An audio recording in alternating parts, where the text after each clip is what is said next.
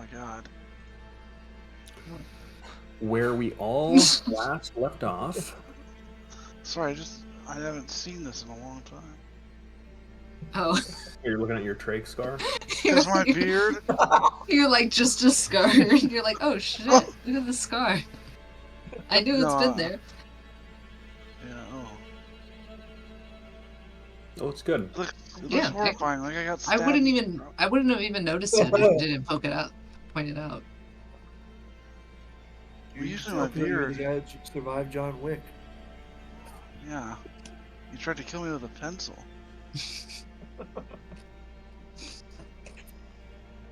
Yeah, it looks good, especially when you like rub it like it's a belly button. It just feels weird. Trach scar. I was more deformed. I got my belly button on my throat. Yeah. I'm start wearing V-necks now. Yeah. It feels like I can feel. Did James freeze for anyone else? I think he did. Yeah. I think he pushed the trach scar too much. It's actually his reset button. Yeah, alright. God. The third interview candidate was interesting. They were strong on paper, but wouldn't stop massaging the scar on them.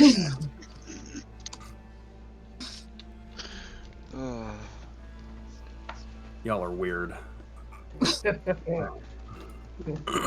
So, where we last left off, your group was dealing with the aftermath of the fall of the Voidwing Sisterhood. Fires around the temple began spreading through the city, seemingly popping up in a distribution that seemed unnatural, and fire elementals began to terrorize the town. Almost as if it was expected, an army of clockwork soldiers began to quickly get the town back in order. Your group ran into a large convoy that included the Duke, Oswald Beaumont, who was seemingly taking charge of this army of automatons. Alara, you had gone to recollect what remained of your sisterhood, with the clerics of your circle being still alive, though you knew nothing of any higher ups surviving. So as far as you know, it's just your circle. Samugi, you were separated from the group earlier, as you, I believe you did not go with them when they went to confer with the Paladins of Vigilance. So as you responded to the fires as they began to spread, you found your way fighting through swaths of fire elementals, at which point again the army of automatons began to come through and sweep everything up. So as you're searching the town, looking for what remains of your troop, you would collect Alara first, as you would follow the sounds of the Sisterhood mourning. And once she'd finished with her business, she joined you to find the rest of the group. And as you proceeded back to the Jaded Jackal, you see some familiar shapes, and one that is being picked up and held by one of these clockwork sentinels, as you watch This machine picks Sundara up, pull out its arm that then splits into two with a blade attachment that comes out. And you watch one of the blades sink into Sundara's abdomen. I don't remember that happening. Roll for this thing. Guess it's not Ow. important then. It's not important. It'll be fine. So Sundara, as you are being held by this machine that you attempted to commune with, first off, let's resolve the damage here, because it rolled a 12 and a 26 to hit. I'm assuming the 26 would hit. Yeah. So that is only going to be 11 points of piercing damage.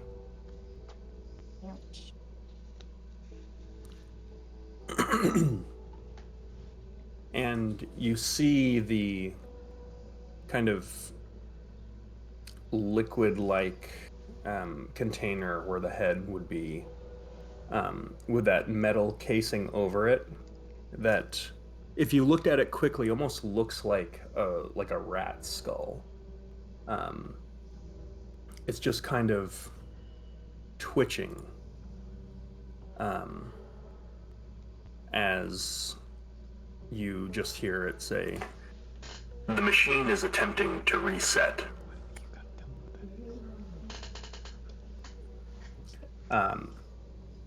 So what are you doing?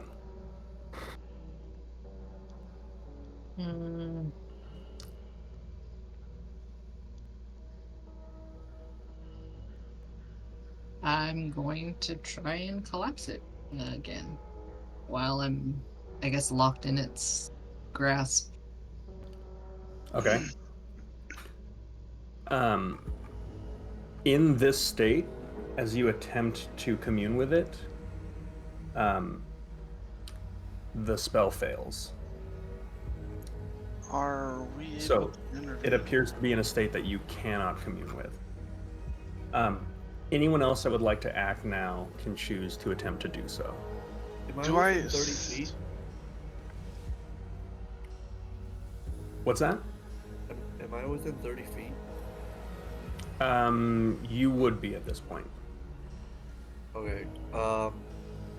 You guys don't mind. I would like to cast Thorn Whip and catch this thing around the throat and pull it 10 feet towards us, trying to release it from Sundara.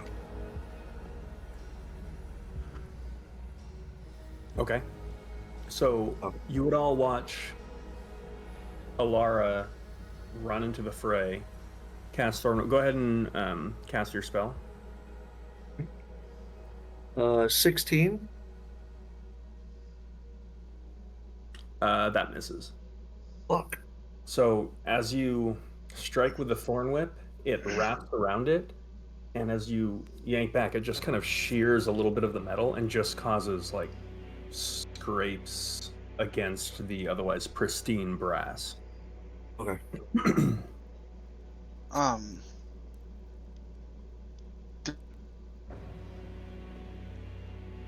Froze James. All right, would anyone else like to do anything? Just the way he froze off. Oh wait, he's unfrozen. Unfrozen. Okay, you're What'd back. you say, Yeah. James?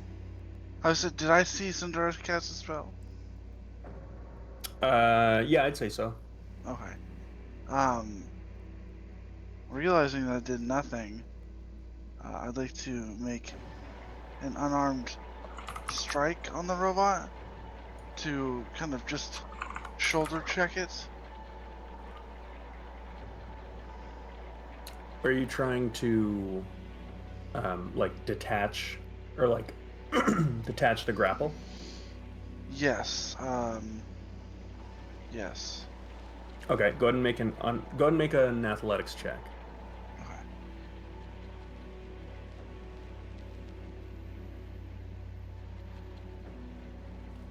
That's only 10.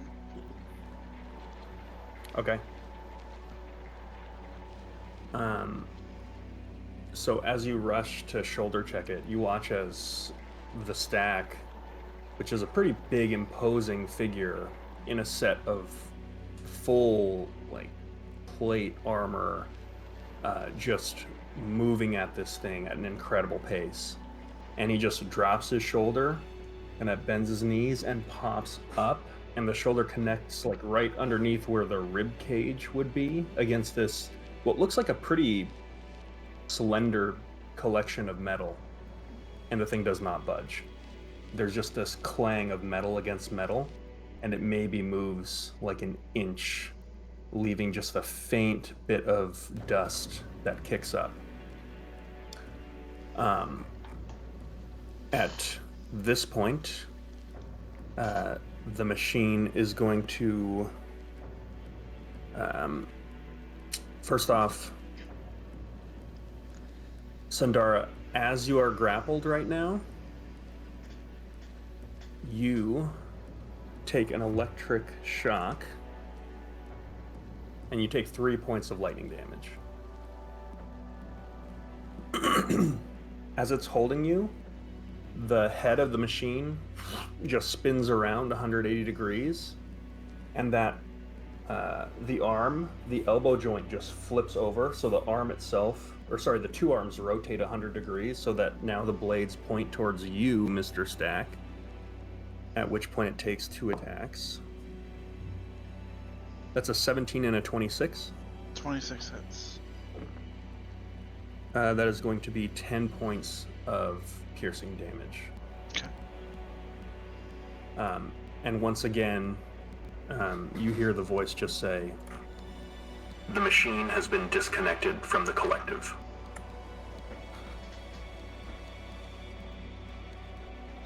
Can I still cast spells while grappled? Yeah. Okay. I'm going to magic missile. Okay. Point blank. Yeah, point blank, trying to at least go for its rat head looking thing.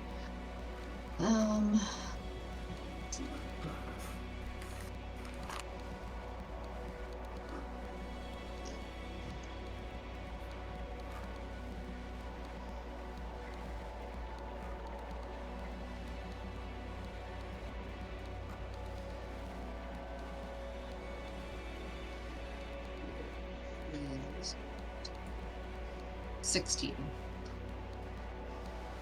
Oh, 16 points of damage? I did it. Third level. Oof. Okay.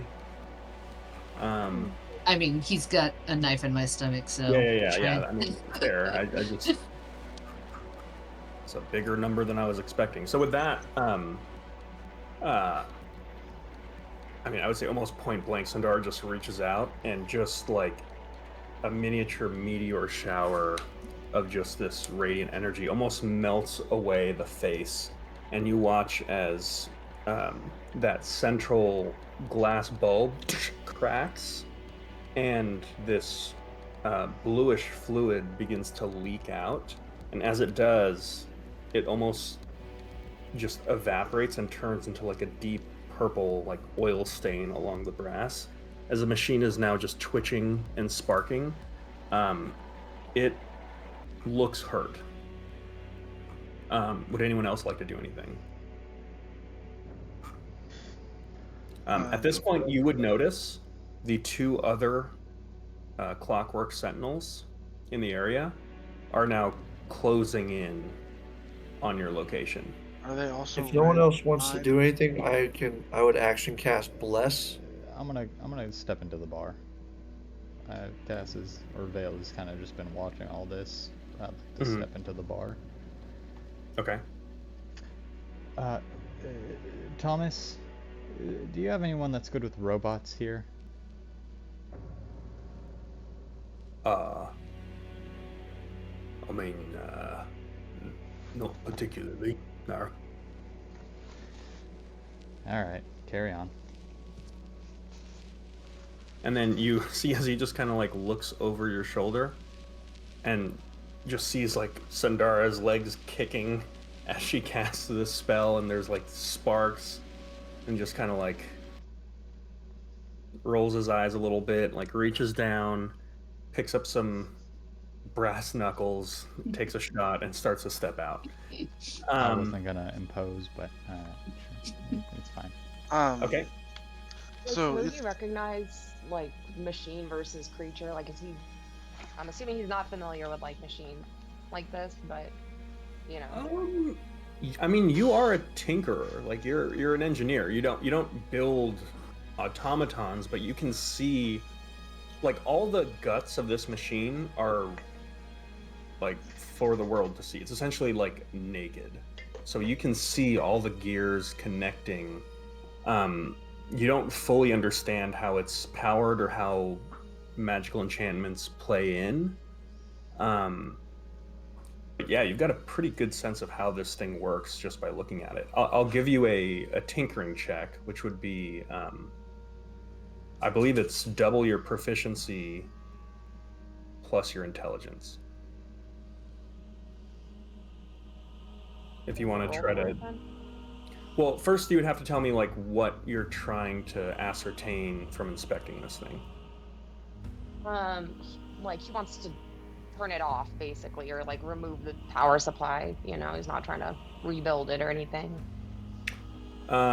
Sure. Go ahead and give me a tinkering check. Like double my proficiency plus my what? Plus your intelligence. So I don't roll for it then, at all. You do. You roll and you add those. For my numbers. intelligence. Okay.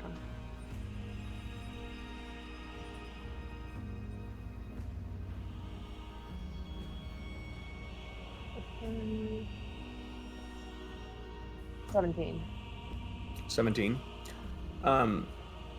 So as this thing is spinning around, you notice that almost like a rat skull face of it, as Sandara blasted it, a lot of that armor cracked, and at the back of the head, there is pretty clearly a panel that is one of the few things that is armored that has now partially been revealed. Where if this thing was holding still and you were able to get up to it, you might be able to take your tools and attempt to break the circuit, essentially. Okay. It's holding still now, no? Ish. It's standing in the same place. Okay. I'm gonna summon my astral arms, and approach it. I'm not gonna attack beyond that until I kind of see what he does. Can I cast Bless on the three of them? Yeah, you said that you casted Bless. Yeah. So it's on Samugi, Sandara, and Varric.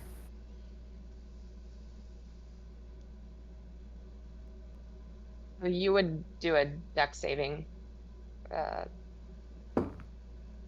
That's a fail. 2d6. Oh, nice. 12 points of damage. Well, that's bludgeoning, so I don't know if it has an effect or not, but or force rather. Yeah, it does. Oh, okay. So that's 12 points of damage. Wow. And then I'm gonna. So as you approached have an and did opportunity. that, you watched as the because you approach kind of from behind, the back of the skull plate is completely blown open, and there you see this sparking circuit that is brimming with some kind of arcane energy, seemingly powered by whatever blue fluid is running through it. Okay. Smoothie wants to just kind of attach himself to the Sentinel and just kind of start working on that, like taking it apart. I want to take it off, not like destroy it. You want to take what off? The motherboard or whatever we're looking at, Okay. the exposed part, the panel. So I'll give you Go ahead and give me an athletics check to grapple it.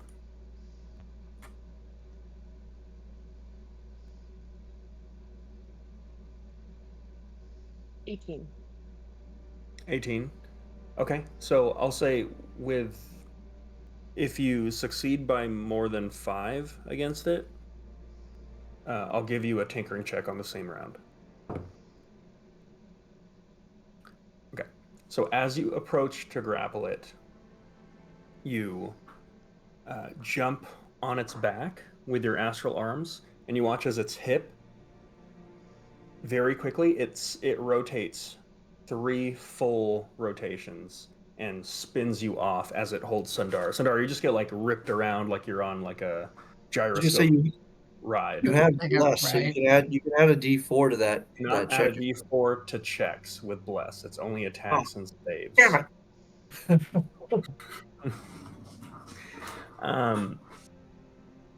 Okay. With that, it is now going to take its turn. I'm basically giving you guys 3 actions for your group before it takes a turn. So this time it is going to... so it's going to shock Sundar again for 4 points of lightning damage. As it holds you aloft, it is going to take an attack on Samugi and another one on the stack. So against Samugi, that's a 12 to hit. Does Against not- Mr. Stack, that's an 18. Doesn't it? Okay. So you watch as against Samugi, it just like reaches down and he just backs up and it just like pierces the dirt kind of between his legs. And that other appendage, almost like a scorpion tail, actually once again flips its joint and begins to attack from below.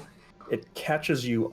It does kind of sneak in between like 2 rib platings, but it hits the chain that holds them together, and it almost picks you up a little bit off the ground, kind of picking you up to your feet where you were kind of kneeling before. It doesn't find any purchase though. You could definitely see if you were like an unarmored civilian or something like that, that would have been a killing blow right there. Okay.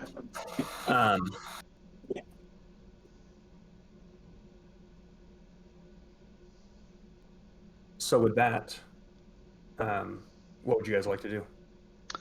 I'd like to take 2 melee or 2 attacks, but as opposed to wildly swinging a hammer with my friends so close, I'd like to just take like the handle and kind of bop it in the face Okay.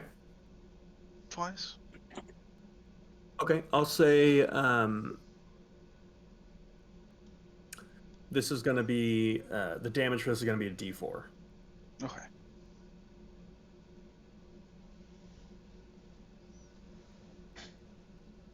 The first is a 15. 15 misses. And the second Add a is worse than D4. that. That's an attack, right? Oh yeah, D4. Oh, you had your D4? Well, No, I didn't. I forgot I was blessed. So 19. That hits. Yes. And you said 2d4 for the attack? No, 1d4. I mean for the damage. Sorry. Yeah, 1d4. 1d4. Did you roll your second attack? Oh, I should do that. Is this also blessed? Can I use it more than once? Yeah. This is a... oh, okay.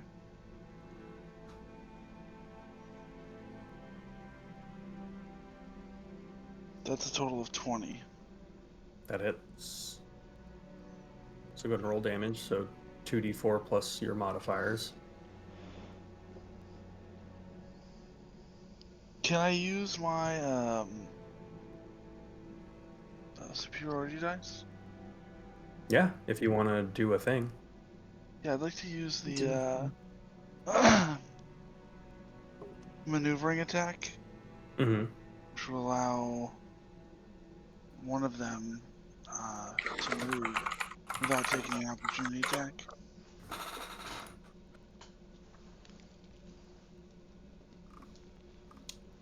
Okay.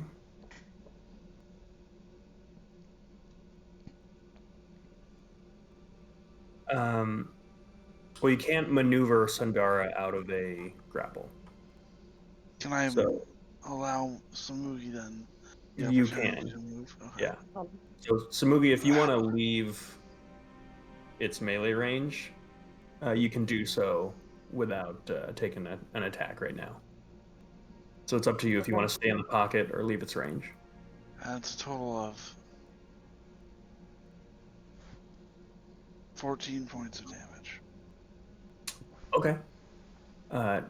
Do you want to do this or do you want me to? Go for it. Okay. So you watch as the stack just rushes forward with the shaft of his hammer, kind of catches it between the shoulders, kind of locking its torso into place, and he slams it against the brick wall, and it drops Sundara with the impact, and you watch as all four of its appendages point blades at the stack, just ready to just sink into him. At which point he once again just takes the shaft, and this time takes like the butt end of the hammer and just smashes the glass bulb where its head is. At which point this thing falls to the ground, incapacitated and just twitching. At this point, the other Clockwork soldiers have made their way to your group, and you watch as they walk past all of you and move towards the Clockwork Sentinel on the ground. And you watch as both of them just say, "Stand back, citizen." And blades just start sinking into the incapacitated Clockwork soldier as it is just minced and dismantled. Jesus. I think it's time we hit the road. I run up and try to. I'm going to cast Cure Wounds on Sundara, or the wound you have. Thanks. Let's see. So you gain. Nice, Max. You gain 15 points of healing back.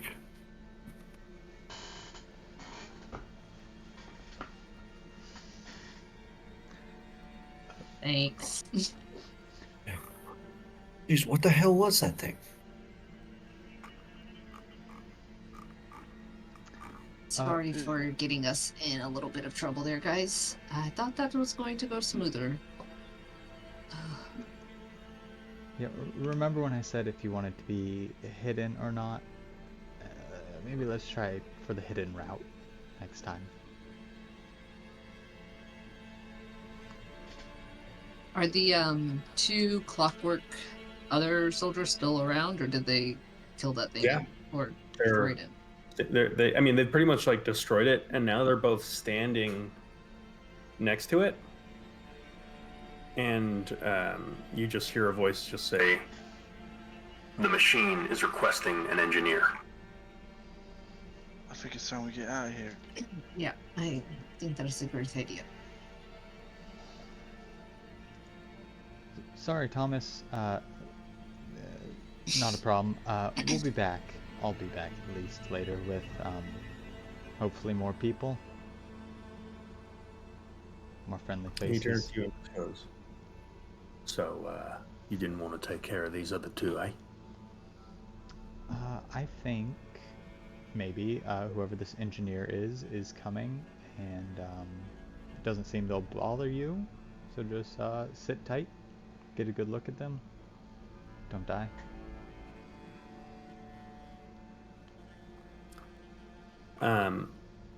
So, how, are you guys just splitting right now? Yeah, I assume we're just. Yeah, I think So- we'll just leave. Okay, where are you headed? Don't Well, I say want to the make boat. contact with the guy that from the Under Tavern that I've talked to once or twice. Okay, how are you attempting to do that?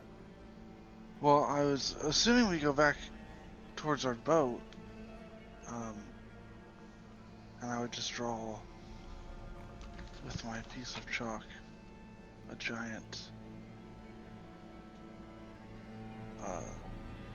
sign that he would know on the side of the boat, Okay. and then just kind of sit on the dock and wait.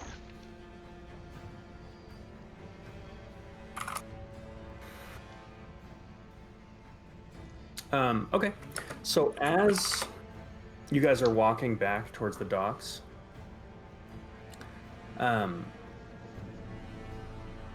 you see a curious sight. You watch as a Oh, my female elf approaches, kind of walks past her group. She's wearing dark green robes, but what's noticeable about her is she's got these kind of like technicolor markings that are similar to what Sandara has on her face in like a geometric pattern. Where are they going? The opposite direction that you are. So they walk past Interesting. you. Like from our boat, or like from just the docks? in general? You're not you. This is before you're like super close to the docks. Okay. I would keep walking. Okay. I've got a mission. It's just something you notice along the way. Do they seem Let's see more about undisturbed that. or uninterested in everything that's going on? They don't pay you any mind. They're like you've left the area of the bar. You're like in between the bar and the docks. They're moving towards the bar. You don't know where they came from. They walk past your group. They don't make eye contact with any of you. They seem more like focused on whatever it is they're doing. It's the engineer. I've seen someone else with markings like mine, though. Is that a cultural thing, a family thing? No, people in Valendry do not have this. Is it the engineer? I must assume so.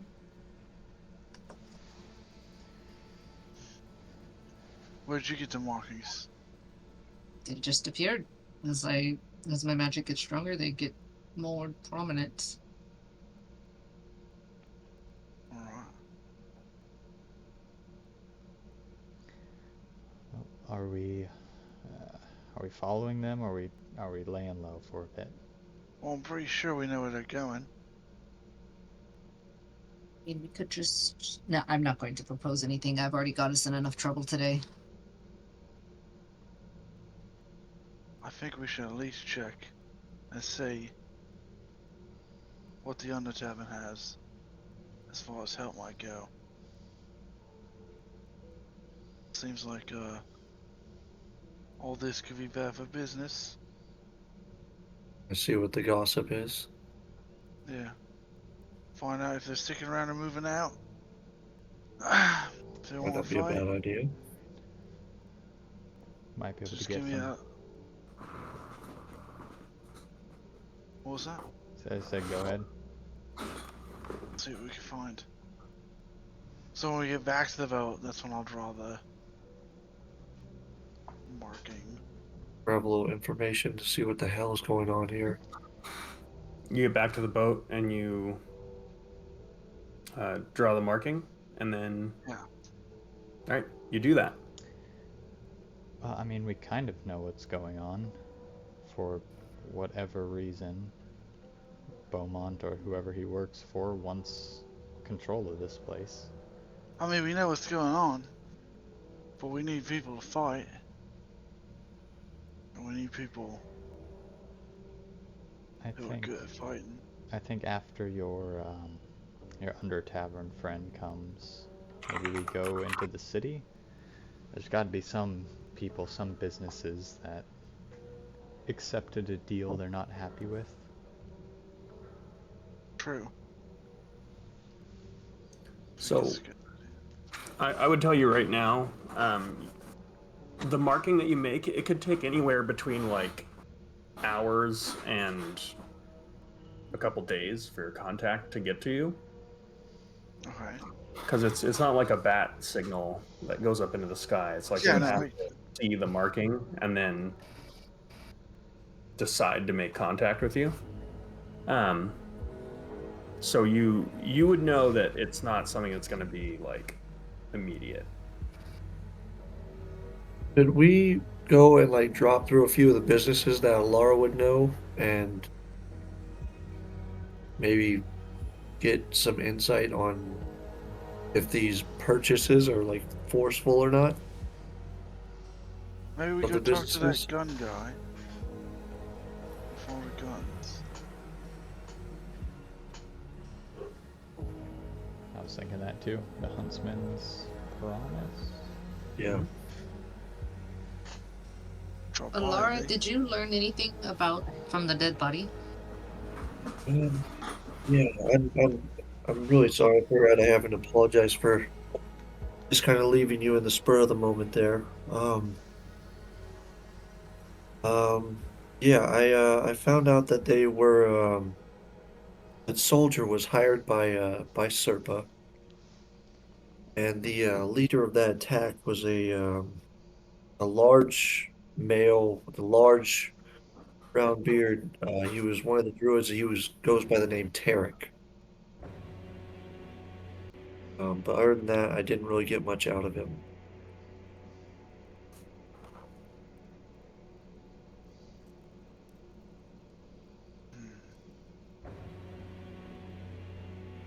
Well, it's something. It's a couple more names. Yeah. I mean, we already knew Serpa. I think Yeah. we gotta find her eventually, but I think we should get some help first. Definitely. Not a bad idea.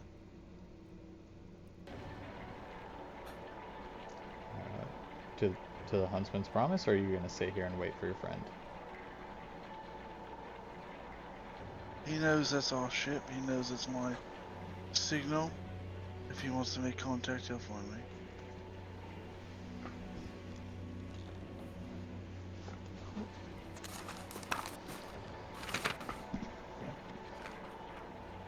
Let's get out of here. Yeah, I'll set out into the city towards the Huntsman's Promise. Okay.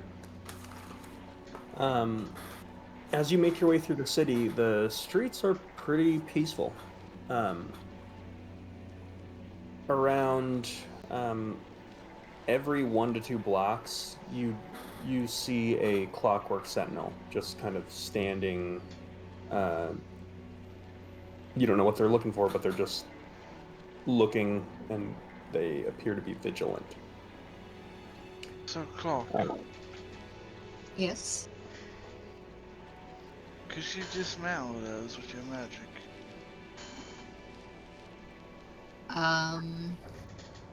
Possibly. I was trying to earlier, but Oh, that didn't turn not out too quite well. successful. But I feel that I could, and I just wasn't strong enough this time.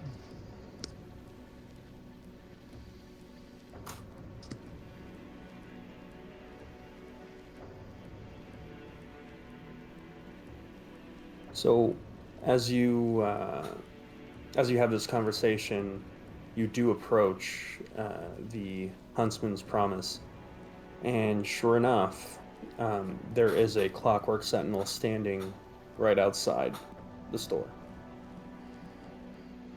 Like in front of the doorway? To the side of it. This Honestly, might not be go good. The Huntsman's Promise is at a bit of an intersection. It is, however, it's pretty much the only business in the area. There's like a little dive bar across the way. But yeah, other than that. Yeah, it's kind there's of out sentinels nearby, like in. No. No? Just the one. I'm gonna just go in. If it doesn't look like it's guarding it. Yeah, walk past him behind the stack, Yeah. acting normal. Okay. So you just walk into the store? Yeah. Mhm. I mean, I assume it's open. Yeah. You walk into the store. The machine doesn't even look at you. It just Okay.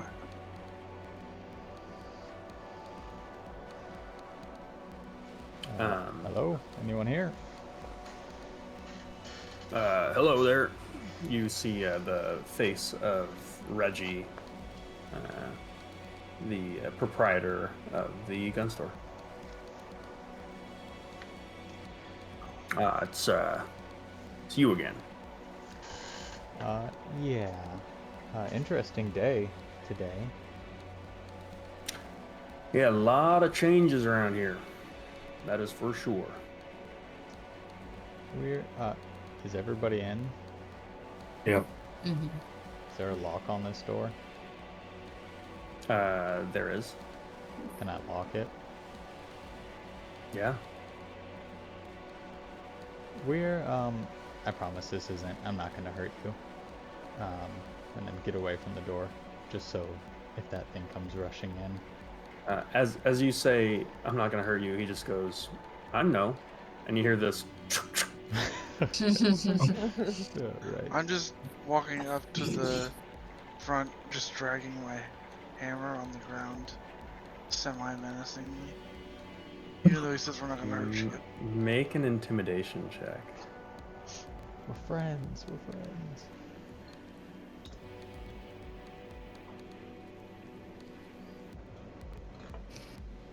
That's an 8. Okay.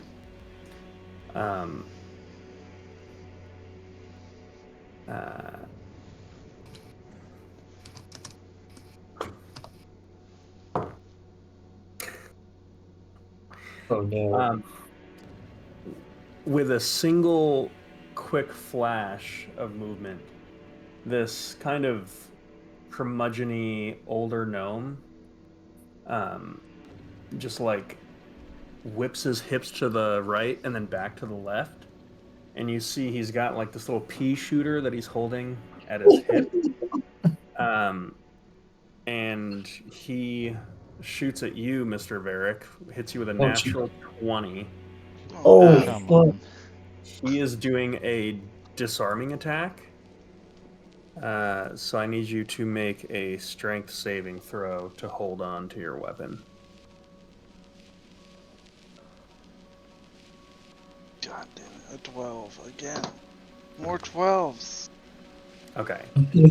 So It's a plus you are, 8. as you're kind of dragging your hammer along the kind of pristine, like glazed wood of this kind of like cabin-like store, leaving a pretty long set of scrapes. He shoots you right in the hand. It just goes like through and through the palm. So you take 15 points of piercing damage. Wait, I'm sorry. 16 points of piercing damage. And your hand is just like buzzing and now just like pouring blood as you grab it, having to drop your hammer. And he just goes, I'm sorry, but if you came here to rob me, you're in for a bit of a disappointment. I don't need no clockwork automatic man to protect me and my store. I wasn't trying to rob you. I was just trying to get in your head. You didn't have to shoot me in the hand. Maybe a warning shot next time. That was the warning shot, asshole. But it didn't feel like a warning shot. Really hurt. I don't know, Varric. You any I'd say good you with a deserve that rag? one. If you got a rag, I'll take it. Oh, you Give me a don't want second. And blood on your he throat. steps off what looks like a stool because you see him just disappear behind the counter. After like a little less than a minute, he comes back. He just like walks in the middle of your group, like weaving through you, like very unintimidated by you guys. And you watch as he hands you a very nice, what looks like almost like a microfiber rag, and then he hands you like a little bottle of a tincture, and he just goes, "Now, this is a wood glaze, and what you want to do is just rub it along the areas that have been scraped. You want to have it flush with the rest of the floor, and then you want to just let that sit. Don't step on it." Okay. I'll take the tincture and the rag and I'll get down on the floor and start fixing it. Okay. So you start fixing it with your busted hand, and he just goes, "All right then. Now we can do business. So what can I do you for?" I would quietly cast Healing Word on your hand, Ferric. Just kind of whisper it. So you will regain 9 points of healing. Thank you.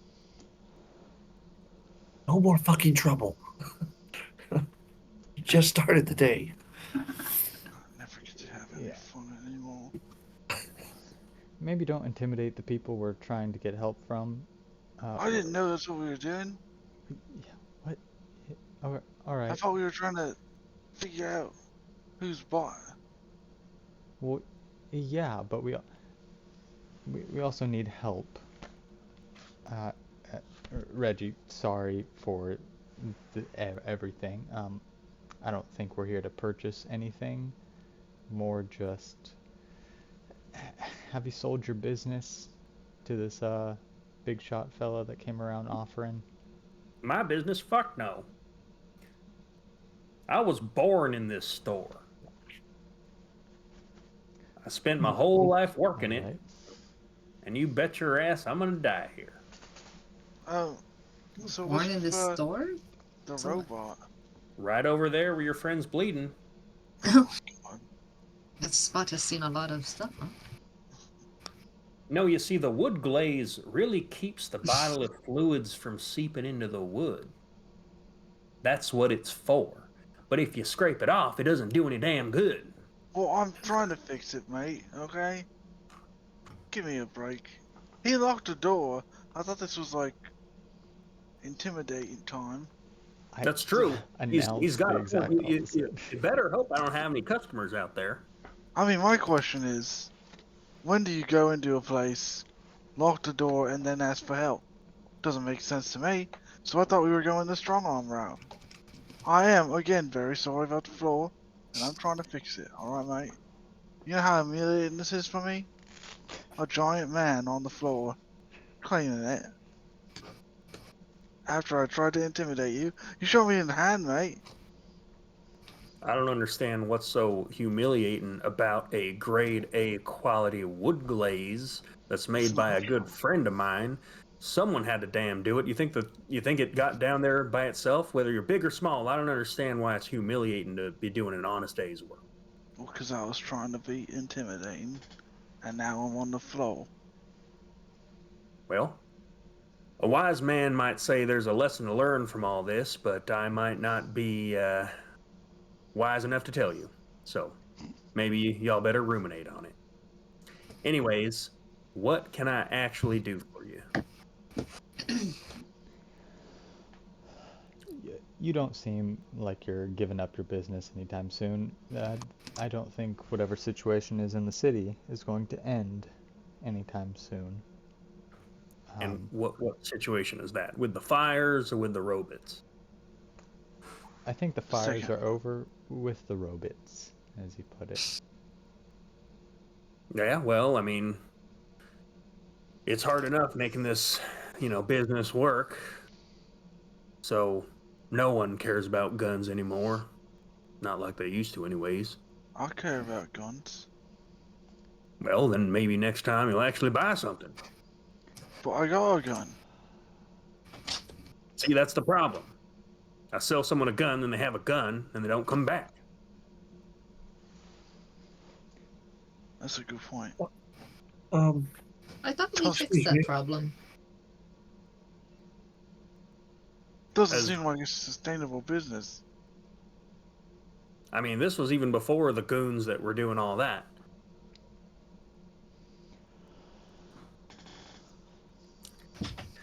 I'm sorry. Why are you locking my door? What's your question? We don't really trust these mechanical things that are roaming the city everywhere. What's there And- to trust? It's a construct. It And doesn't have a it's soul. What, is it going to lie to Yes. you? Did it tell you a lie? no, it's they're usually under someone else's control, and we don't know who this person is, so we don't trust them. We don't trust their intentions. And I mean, seeing Well- one directly outside your door kind of caught our attention. Well, yeah, I paid the Duke for his protection services. Ah, okay. We thought there were other foul intentions with these things, being that the rest of them seem to be posted on corners and not directly in front of shops, but that explains more. We were more worried for your Well, I don't know if you well-being. noticed or not, but my shop happens to be on said corner. Right. But okay. But yes, that explains it. Look, I don't mean to get ornery here, especially because, I'm very well aware of what happened with your sisterhood. My condolences.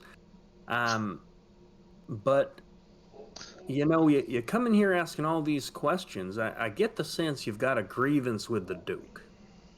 And I just gotta say, I've got nothing but the highest respect for the members of the Gilded Glaive.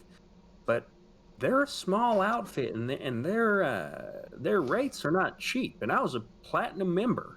All right, I paid dues for probably longer than anyone else in the within the network, and it just came down to just brass tacks. I got to do what's best for me and my business. So if someone comes in, a competitor that does what y'all were doing for cheaper, and between us, so far, it's done a better job of it. I'm sorry, but I'm gonna have to go with them. Are you It's okay. aware that it was the Duke's people who were stealing your guns to begin with? Well, now, Missy, that's a hell of an accusation. I'm assuming you've got proof of this. I mean, you asked us to find who were stealing your repeat customers, and we found the people who are people we know are working with the Duke, so But my understanding was it was those what do you call them? The Druids. outsiders. Yeah, druids would be the friendly word. Yes. I don't quite see the connection between them and the good Duke here.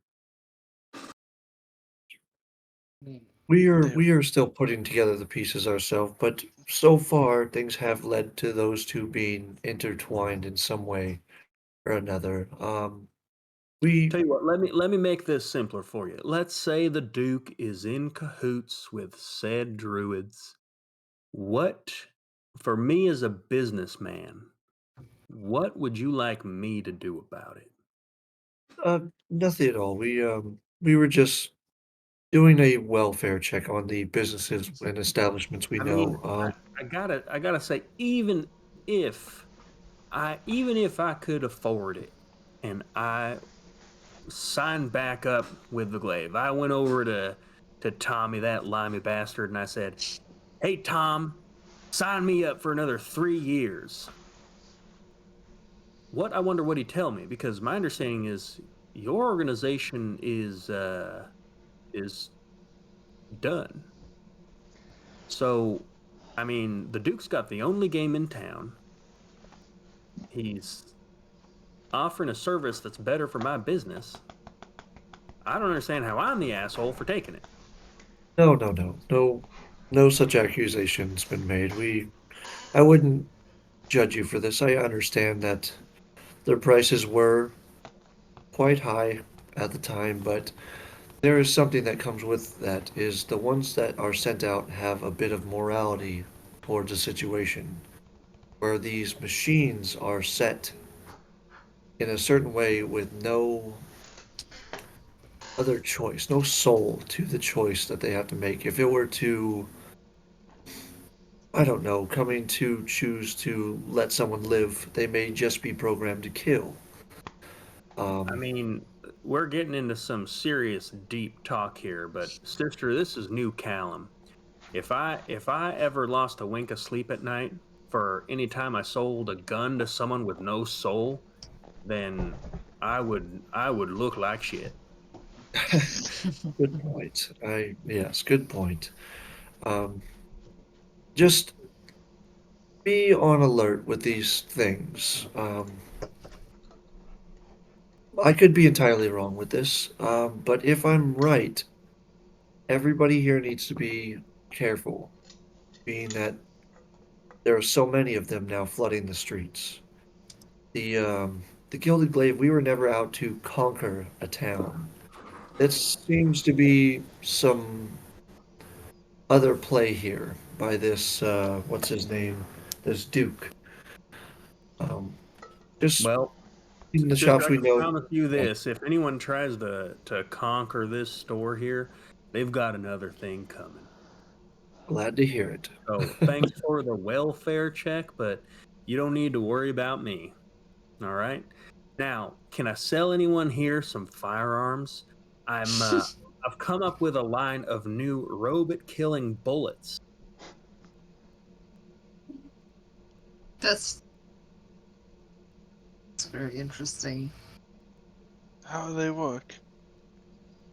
Well, they're just like regular bullets, but when they make impact, they explode. His store is being protected by robots, and he created robot killing bullets. This is Hey, like this is This like is why we were economics 101. This is Here. so weird. fear drives This is- business. I don't know what to tell you. Hey, keep How much are the bullets? Well, we do have a special going on right now for the next 2 days only. What kind of weapon are we? What kind of caliber we looking at here? I got your blunderbuss. Blunderbuss. Yeah. So these are particularly difficult to make because you see each charge has a series of pellets inside, but we, in our patented way, figured out a way to make it work. So we could get you. Let's see. I go for a case of ammunition for about 150 gold pieces. Could I get one for 16? one round. 1 round. I see. We wanna do a little bit of I'll tell you what. For your hand, you can have this one on the house, but the next one's gonna cost you. I like the. This guy does good business. You watch as he pulls it out of a ammo box, and you see the ammo box itself. It's called Dragon's Breath. Nice. Oh yeah. I like to unload the bullet that's in there and load it with this one. Okay. Put it back on my back and All right. go back to Anything facing else the I could floor. do for you? You're done with the floor. It didn't take that long. Okay. I think that's No, everything. I think that's all. Thank you so much, Reggie. Good luck with your business and All everything. right, remember, tell your friends, robot killing bullets on sale for the next 2 days, and guns don't kill, people do.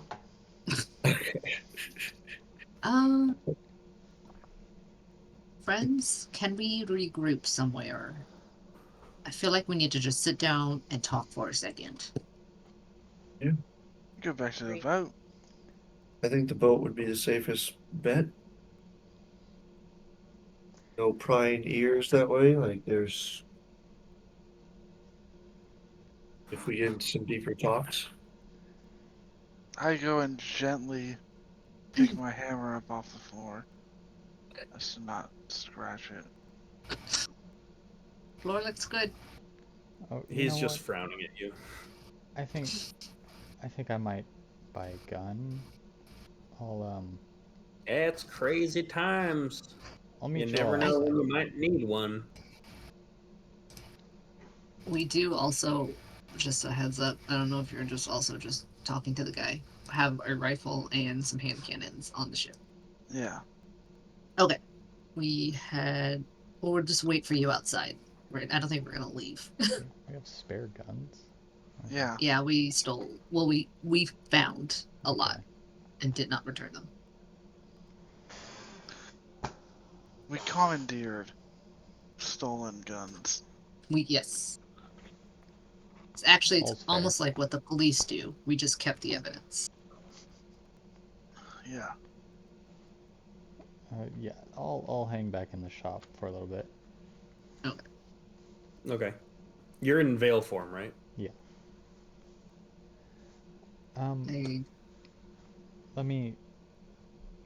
Sorry, kind of maybe needed them out the way. And I'll pull out the letter that Gunnar received from Duke Beaumont. And I'll walk up to the counter and place it on it. You seem to have your shop here covered and everything, Reggie, but I've been through this before with the Duke. He's come into a place, there's a problem, maybe he created it, maybe he didn't, and then he comes and saves the day. And this, I can promise you, this is only the beginning of his rule over this place. The Great College of Brightwater, or one of them, I don't know how many there are out of game, used to be under different hands, and now it's under his. So, the Gilded Glaive, I don't really know how great they are, how crappy they are, but they are not what they used to be now, and you've paid your dues, and I'm sure they've helped you a whole bunch. So I think, and at least I'm trying to help them out. Maybe we can solve this problem before it gets worse. They're gonna need people with a lot of firepower. You seem to be the man. Maybe you can charge a nominal fee to every Gilded Glaive member that buys a weapon. Just come to the Jaded Jackal and talk to Thomas. Maybe help him some. Make a persuasion check. That's a... What's my... 21. Okay. He just goes, look, if Tommy's got some kind of idea about trying to overthrow our new robot overlords, I'm game to throw down. So you just send him my way. I'm happy to, he's an old friend, I'm happy to sell guns at I don't know about a nominal rate, but we'll work out a fair deal. So you just send him to me once he's got some sort of plan. Otherwise, I hear what you're saying about this Duke guy. I mean, him coming in here with outside money, swinging it around like he owns the place. I don't like it any more than you do. I find it distasteful. I find it offensive. And, frankly, I find it, I think it's sacrilege. It's just terrible. Especially after everything that's happened over the last few days. And I hear you. It's strange that we have all these troubles with the glaive, and then as soon as the Duke walks in waving around his money, all these problems magically disappear, and all of a sudden all these druids are just back in cages or dead or what have you. So I hear you. For now, I just got no other options, young lady. Understandable. You gotta protect what's yours first. You gotta protect what's yours first. I say that all the time. I'll talk to James. What was his name? Thomas. Yes. Nope. Oh. Mixing up normal names, not fantasy names. I'll talk to Thomas. Maybe talk to some more people. Send someone your way. Sure thing. I'm always happy to do business. All right. Great talking, Reggie. Sorry for locking the door and all that and the floor. Oh, of course. And hey, go ahead and tell your friend, your Goliath buddy, that I'm not sorry about his hand. I absolutely will. I go to join the group. Hey, Reggie said you fucking deserved it.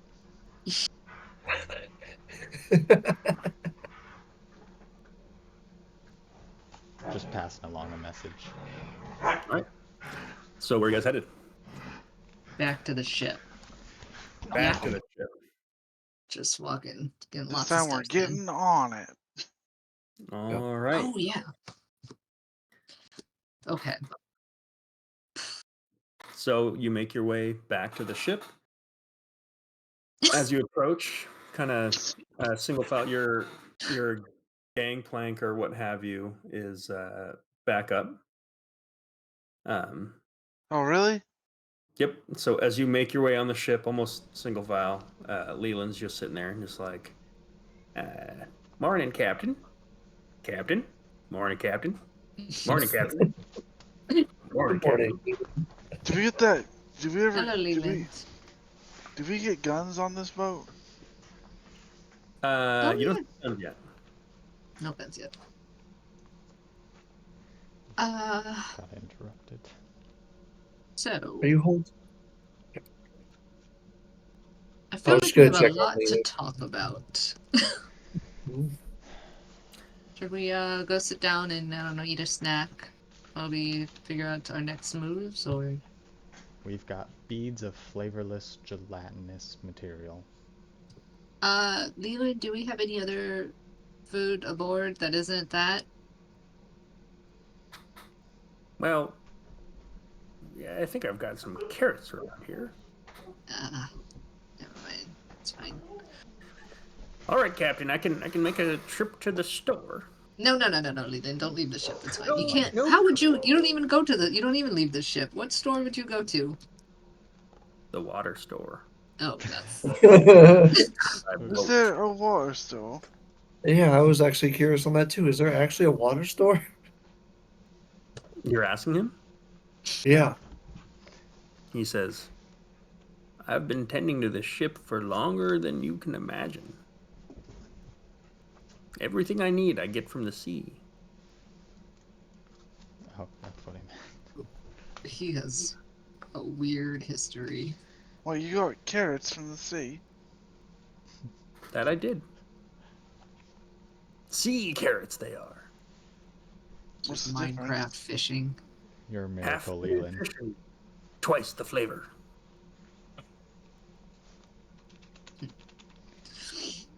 Yeah, Okay. One day we're gonna get you on land, and I promise, buddy, you won't die.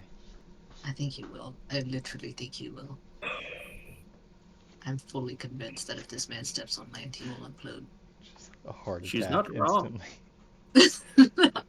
She is actually not wrong.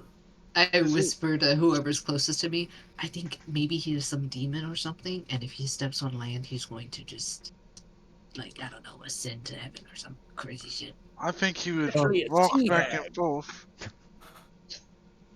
DM Forever and beyond. question. But I have overheard that last bit that Pierce's character was talking to the gun dude. Like that last little bit where he was talking about them being killed or captured. We left the store. Okay.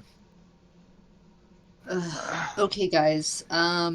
So I feel like there are lots of things we don't know. Does everybody agree with this? There's Yes, a lot we're of missing a lot missing of pieces. pieces. So there's that whole device that opens portals thing that we were going to try and figure out what that did.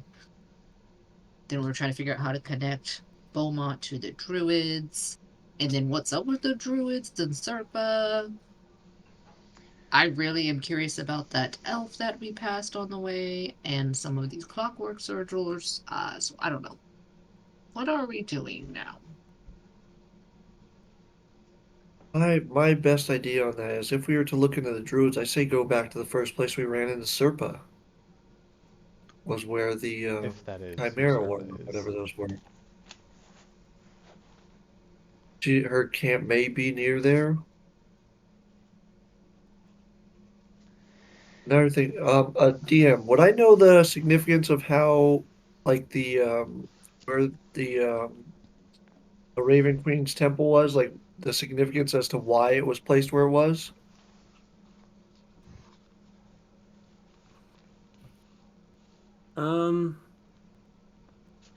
You can give me a religion check.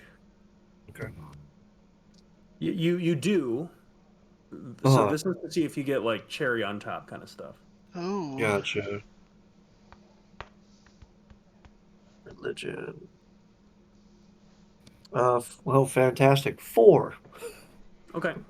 So, I mean, it was not a secret that the Voidwing Sisterhood, the temple itself, was founded on a location that was said to be an intersection of dimensional ley lines.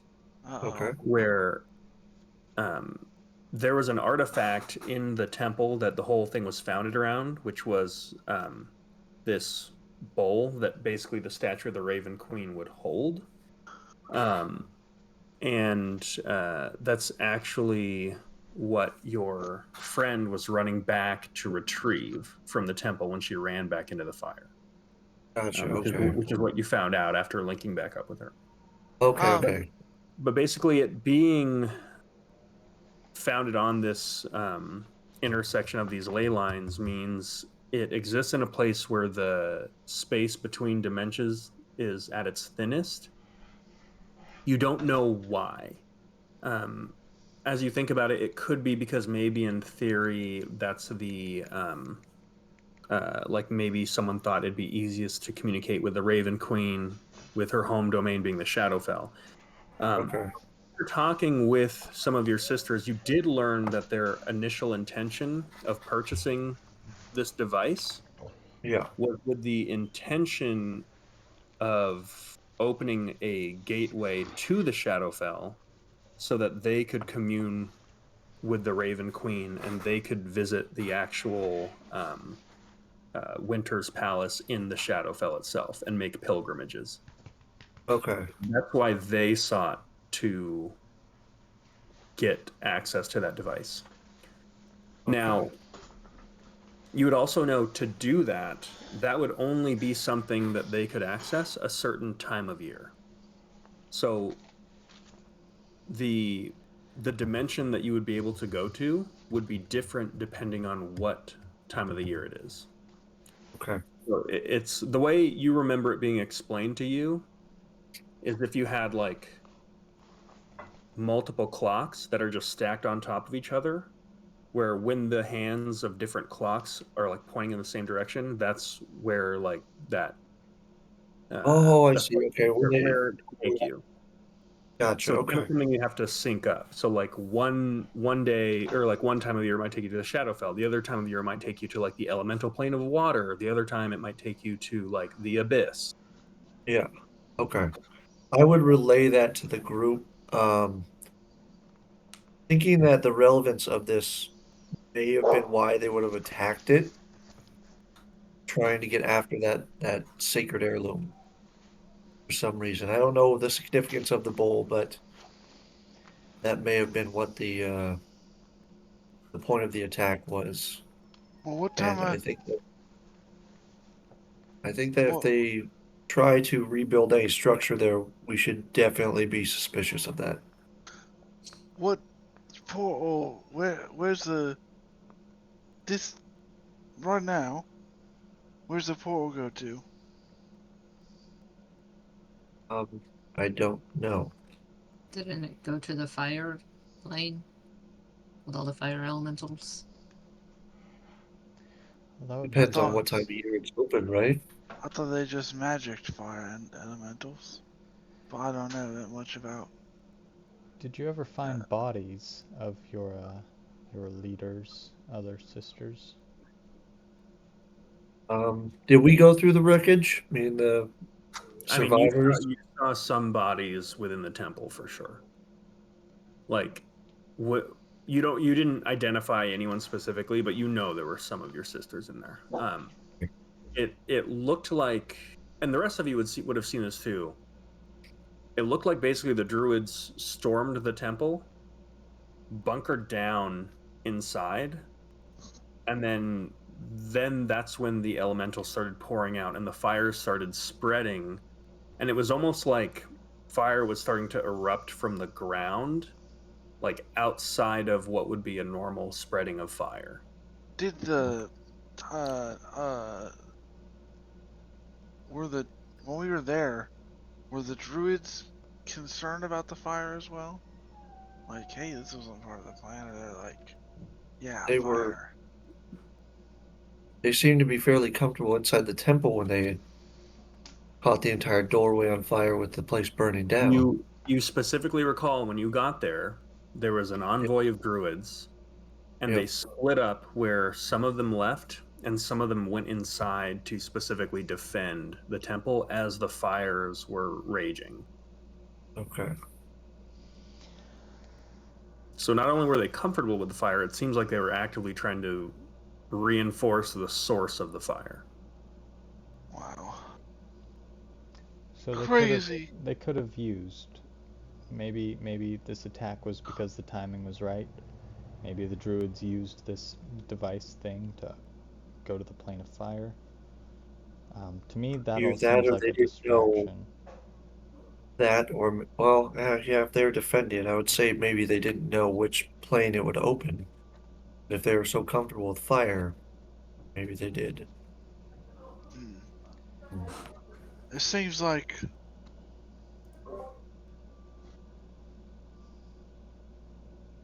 I don't know. You think, well, plants and animals don't really like fire, and that's a whole druid bit in it. Druids don't seem to really prescribe to the normal druid stuff, though. But Yeah. power comes from the same place, right? The earth. And they're trying to return the earth, they're trying to return this plane to its elemental form, so. Maybe if we knew more history about this place. I mean, I think if anybody tries to raise a new building on that location, then, like Alara, like you said, then it's a problem. Right now, And I think especially that attack was just to have a problem and seize an opportunity, maybe. At the same time. As I would say, as you're having this conversation, you would recall on a conversation with Sarah Stoneheart, she discussed the Hall of Vigilance being massacred in also kind of a suspicious and curious way, in which it essentially became the site of a lake where... Oh, like the plane of water was open there. Possibly, I guess. Right? Well, Yeah. I think possible, but I think we're missing the real point. Is these druids are trying to bring us back to a primordial state, right? So is that before the gods? I mean, it's definitely before the Raven Queen. Where did we She get was a that person. from? Where have we decided that they're trying to bring this back to primordial? Did That's I what miss We It's something? like found the out whole that's what circle vibe.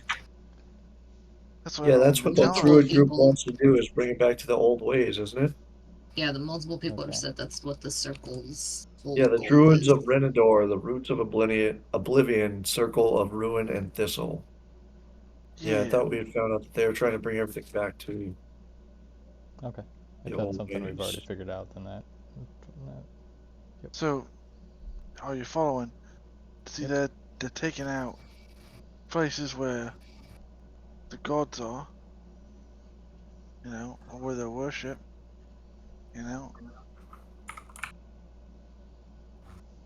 Gonna try to get us back to a point before that, so they gotta get rid of the monuments. Take out all I the feel like take out all the competition, whatever. Maybe they're trying to summon some great deity and they have to take out all the competition before they can do so. That's what I'm saying. Bring back the elements of fire, water, earth, wind, I would think. Maybe. I feel like we need to get our hands on someone we can ask questions. Oh yeah, asking questions my specialty, or I guess getting answers. It seems like we're well we it seems reasonable that we're correct in all these assumptions, but that is a big problem. And I think Well, a more reasonable, smaller problem we can tackle is if all this elemental stuff is connected to the Duke and to the shipmaker and these robots, then why are they here in this city? And yeah, why here? what are we gonna do to alleviate that? Or we could just be cowards and run. No. How about we ask the engineer? The enemy? The friendly repair the enemy robots? I mean, we don't know if they're friendly or not, but And when you say we destroy a ask them, robot. We You, find Samugi and Sandora, you two seem to be very well versed in this mechanical stuff. Maybe you could pose as apprentices that are curious about how they're made. Oh, I love being an apprentice. Yeah, that's Just a great. thought. no, I like. I'm an apprentice of my age, but Yeah, it's never too late to start something new.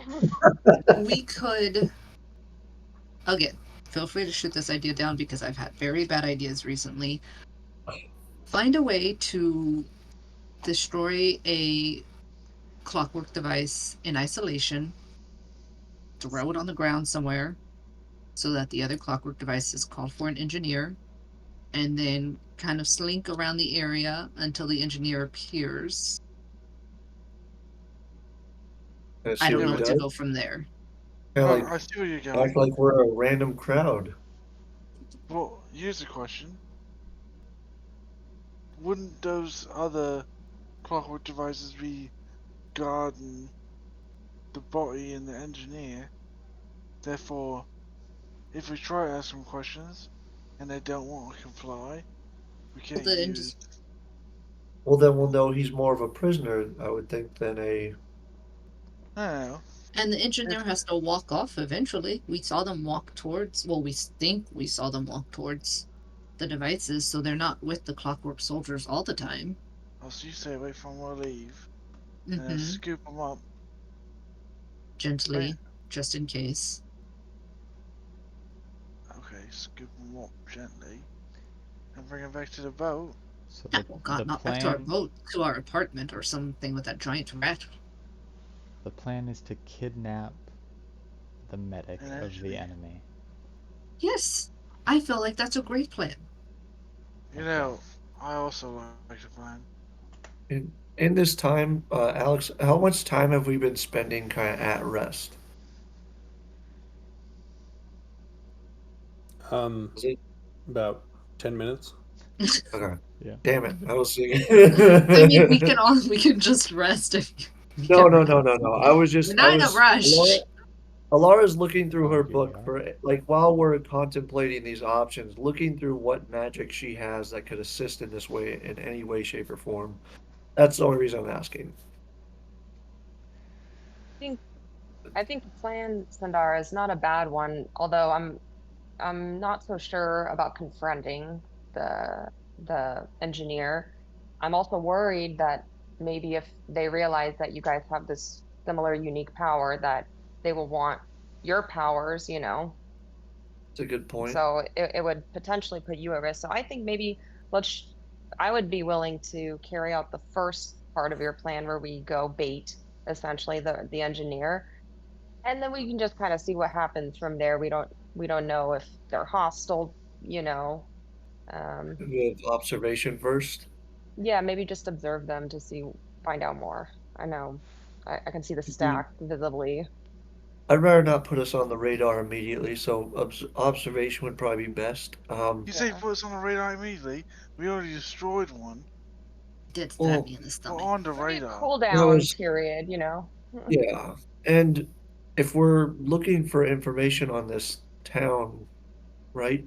Um, I would think the place that's been here since the beginning would be the best, would be that large ship.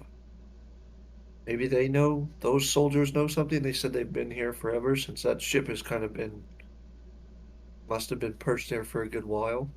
What Maybe are they you have trying to find out? information. I don't Information know, about the what? significance of this place and why it would be under attack, and why someone would want to control it, other than the dimensional rift kind of. I mean, we could also ask Captain Stoneheart because her place was attacked, so we could see if she knows if there's any significance to where the Hall of Vigilance was. Yeah, Yeah, we should definitely go talk to Oh, of course, we should Stoneheart. go. Of course, you would think we should definitely go talk to her there. I say before we do any What do you say? offensive actions, we need to gather a little more intel this time and make sure our first step is the right one.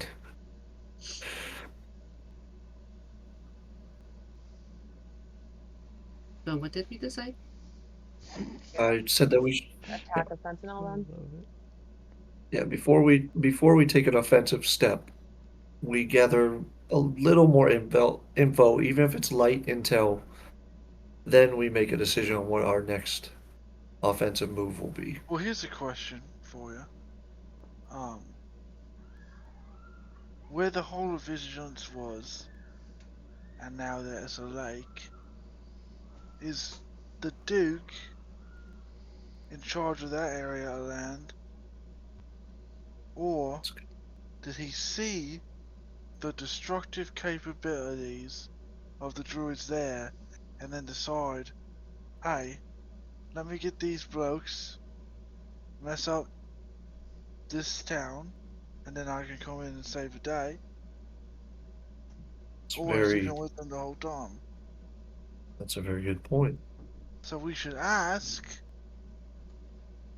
Captain Stoneheart if now the Duke owns that area. Because if this Okay. is all just for the Duke and not the druids are doing their own thing, then it's all about power, and then we only have to worry really about the Duke.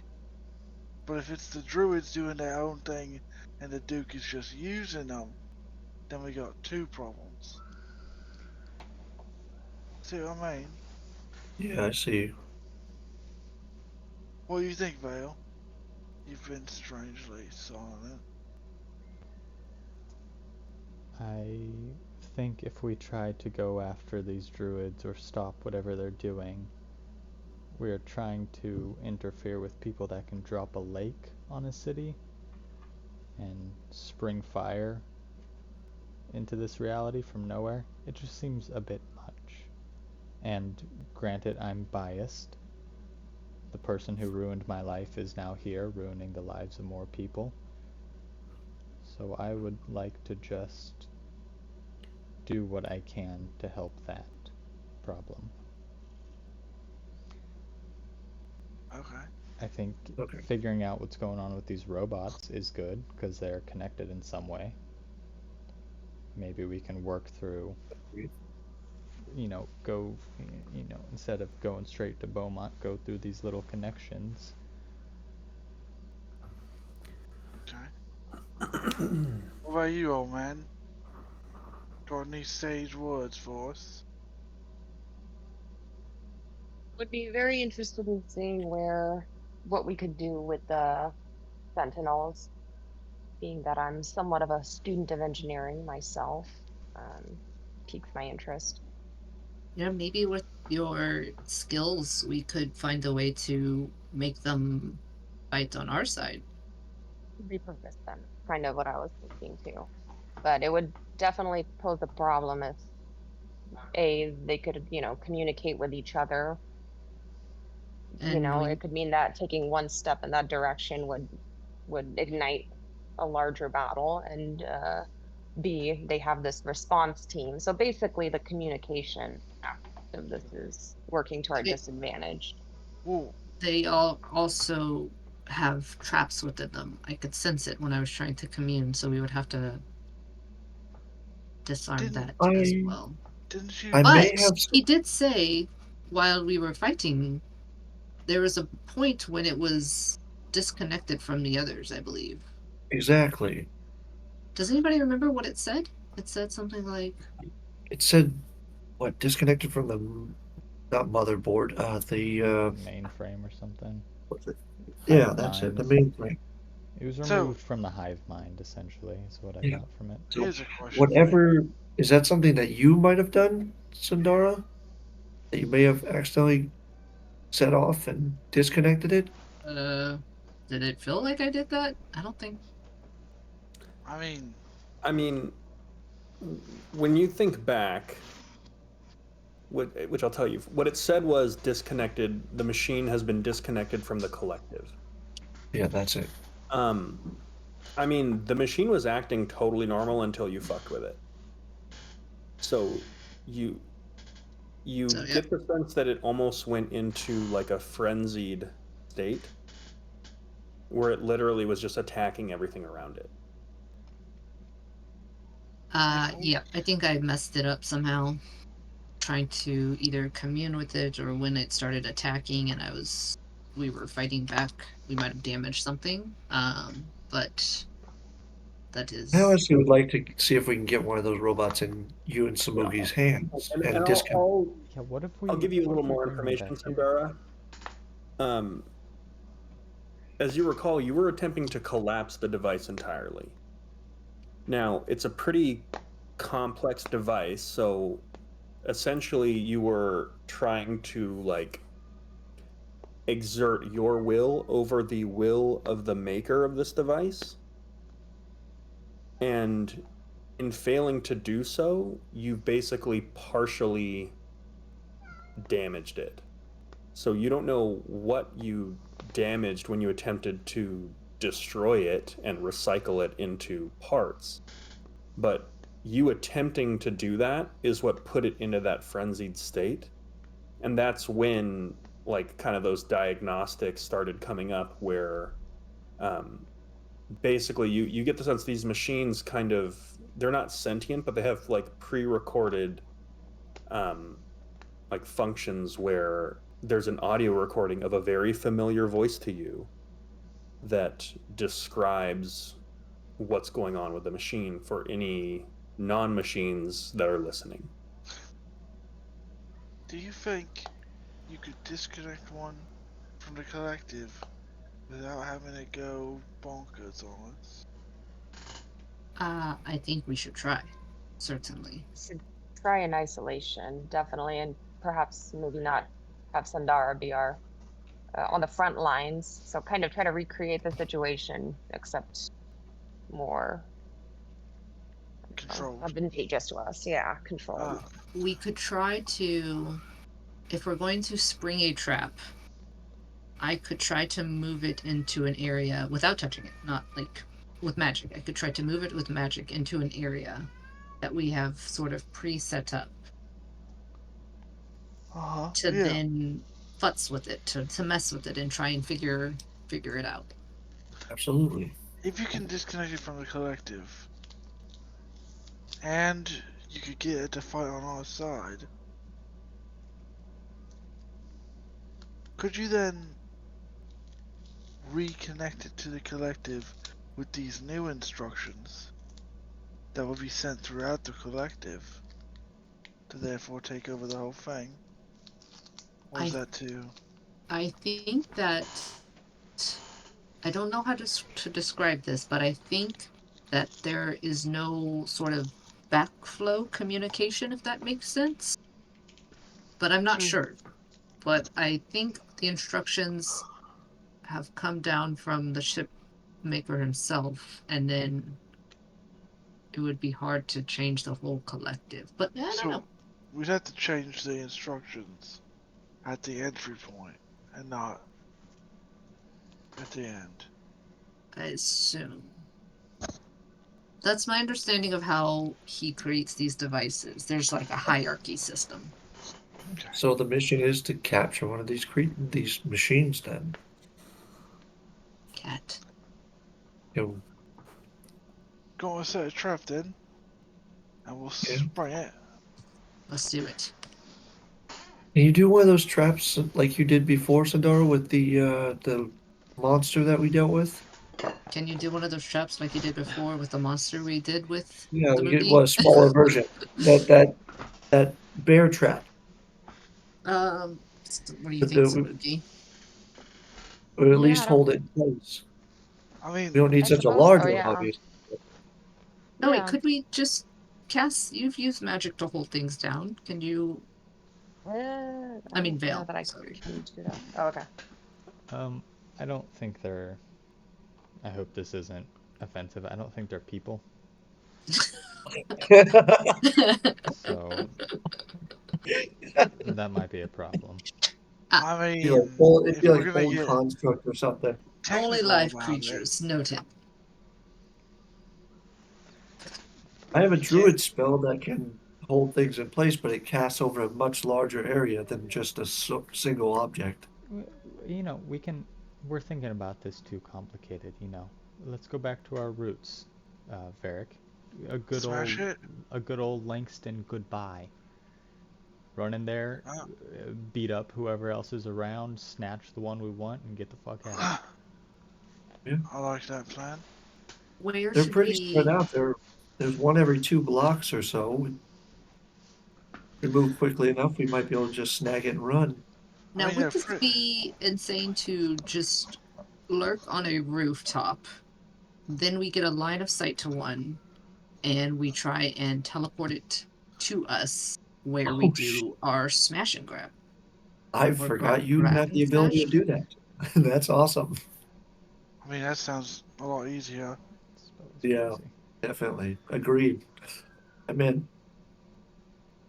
Yeah. Sundar, just, on the off chance that we're confronted by the larger group, maybe keep your markings anonymous. Is it possible? Are they on your face as well?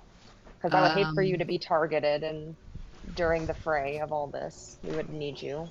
They are, but I can get a scarf or something. Or, if shit goes south, you could pretend like you're fixing one. Maybe. I mean, depends on who That's shows true. up, but yeah.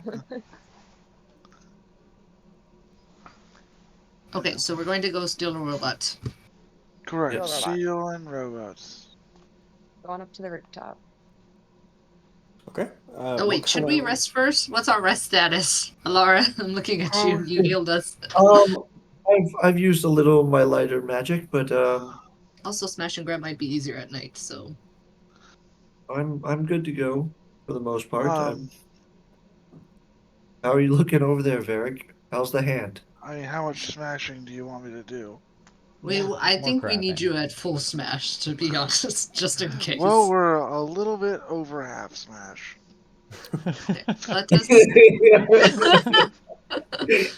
Let's rest. I think Okay. if you guys are okay with that. Long What- rest or short Yeah, rest? well, I would prefer a long rest so I can get some. I mean, actually, If you do a long rest, it'll be nighttime. okay. I'm fine with That's that. great. Yeah. Okay, you guys can make the changes for a long rest. okay. I'm going to Can I reset my entire spell list or just a few of them? your entire list. Your entire spell list, I think. You're a prepared spellcaster, so. Yeah. Okay.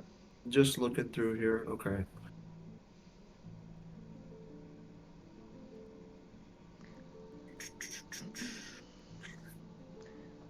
Maybe we should target the one we take. To I'm still.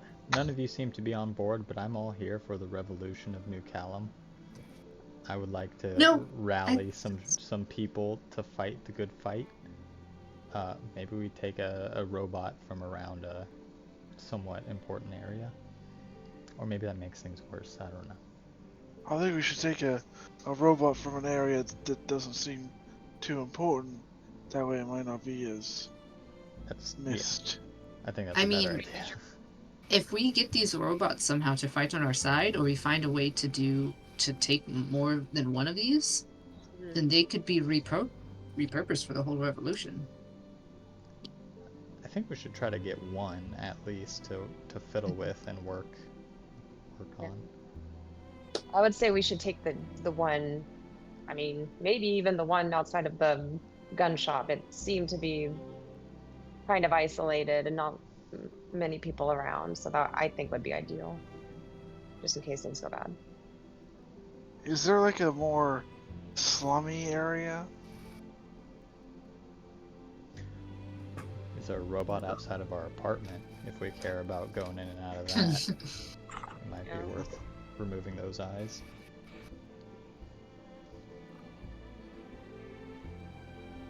Sorry, are you asking me? Yeah. Yeah, I mean, you live in a slummy area, so. Well, let's do the one outside of our apartment. You don't know if there's any automatons there, but. Well, let's go take a look around our apartment. Let's and then do if it. we could definitely get to the roof of our apartment. Or just shove it in our apartment. I really wanted to do the roof thing. Okay, the roof, that's fine. Alright. So I'll give 2 people investigation checks. I'm not gonna do it. Yeah, probably. I can do it. I'm good at it. Does anybody have good? Let me see. Investigation. 4! Intelligence? That's a dumb. 11. Okay. There do not appear to be any automatons anywhere near the slums. They really do seem to be just stationed in places of commerce. And not every business seems to be protected. What time of night is it? It's probably about like 8 p.m. So are shops closing? Shops are closed. Well, So can I do a long rest then? Because I got my spell list created. Yeah. Oh yeah, we do it longer. Also, Alright. can I have come out with a scarf that's covering up my face? Totally. Sweet, no scarves allowed. dude. Sorry, dude. Just so you know, I chose the best magic I could to help boost your magical knowledge for Sindara and Samugi. Sweet. So Should we just go Yeah, back that to was Reggie's possible. area since we know there's a automaton over there? I mean, we also know Fuck there's that some robot. where Tom is. So you're That going to robot in Reggie? particular. Yeah. Yeah, let's go to Yeah. the. Yeah. Okay. So you go over to Reggie's place. The business is closed. Uh-huh. Is there a building across from Reggie's that is within Sandara? Can you reach the robot from up there? Yeah. There's the. As long as it's I less than mean, 90 you've got a feet. couple options. There's kind of the residential rooftops that you previously did battle on, that you pulled Varric out of. But the yeah, bar across the street. So are it's those like flat? Yeah. Yes, let's do it. Let's do it. Can somebody boost me up? I can't climb very well. Yeah. I mean, it's like Wow. a 40. It's like a 40-foot, or sorry, it's like a 20-foot up rooftop. Oh. Is there a convenient fire ladder around back? to There's go not a up? convenient tire ladder. Okay. You think there's... I call riding on Varric. Sorry, everybody else has to Okay. figure their own way up. I'll You climb do up. recall the last time anyone else got up there was by Misty Step. I No, Misty How step up. tall is it? I don't want to use my Wise. Misty Step. 20 feet. You could Oh, run okay. up it. Does our climbing speed equal? Does that mean that we can climb that much? You're the only one in the party with a climbing. Oh, okay. Got this, Rugi. I guess I'll have clock on my back and attempt to climb it. I don't know. Can I throw a rope down or something? You We could didn't throw think a this rope far down. out. Okay, there we go. Genius. I So as you're all summon a kind of rope. like, as you're all kind of like arguing, considering piggyback situations, you hear this little plop, and you look down, and there's this little bit of rope, and you look up, and Samugi is just casually sitting on the top of the roof. Oh, okay. You're so You good still at need- what you do, Samugi. Thank you. You still need a ride, or you got this. No, I think I still need a ride. I am very weak. Okay, Physically. I'll climb the rope with clock on my back. Okay. Yeah, I mean, I'm not gonna make you roll. You anyone who wants to get up the roof with the rope can make it up. Okay. Let's see. Okay, you guys make it up to the top of the roof. Yep. The automaton in question is in sight. Okay, So here we go, guys. before we jump into this, if you get up here, I'll hold on to it, and then you try and take control of it, right? Yeah, I think that's what We're we're gonna going get to the- do. We're gonna get the robot on top of the roof. And then I'm gonna hold it. How are we gonna do that? I'm gonna put my arms around it. She gonna teleport it up here. Can you do that? Okay, She did Yes. that to Okay. me. Great. I can teleport it. That's right. That's right. And then once it's up here, I will try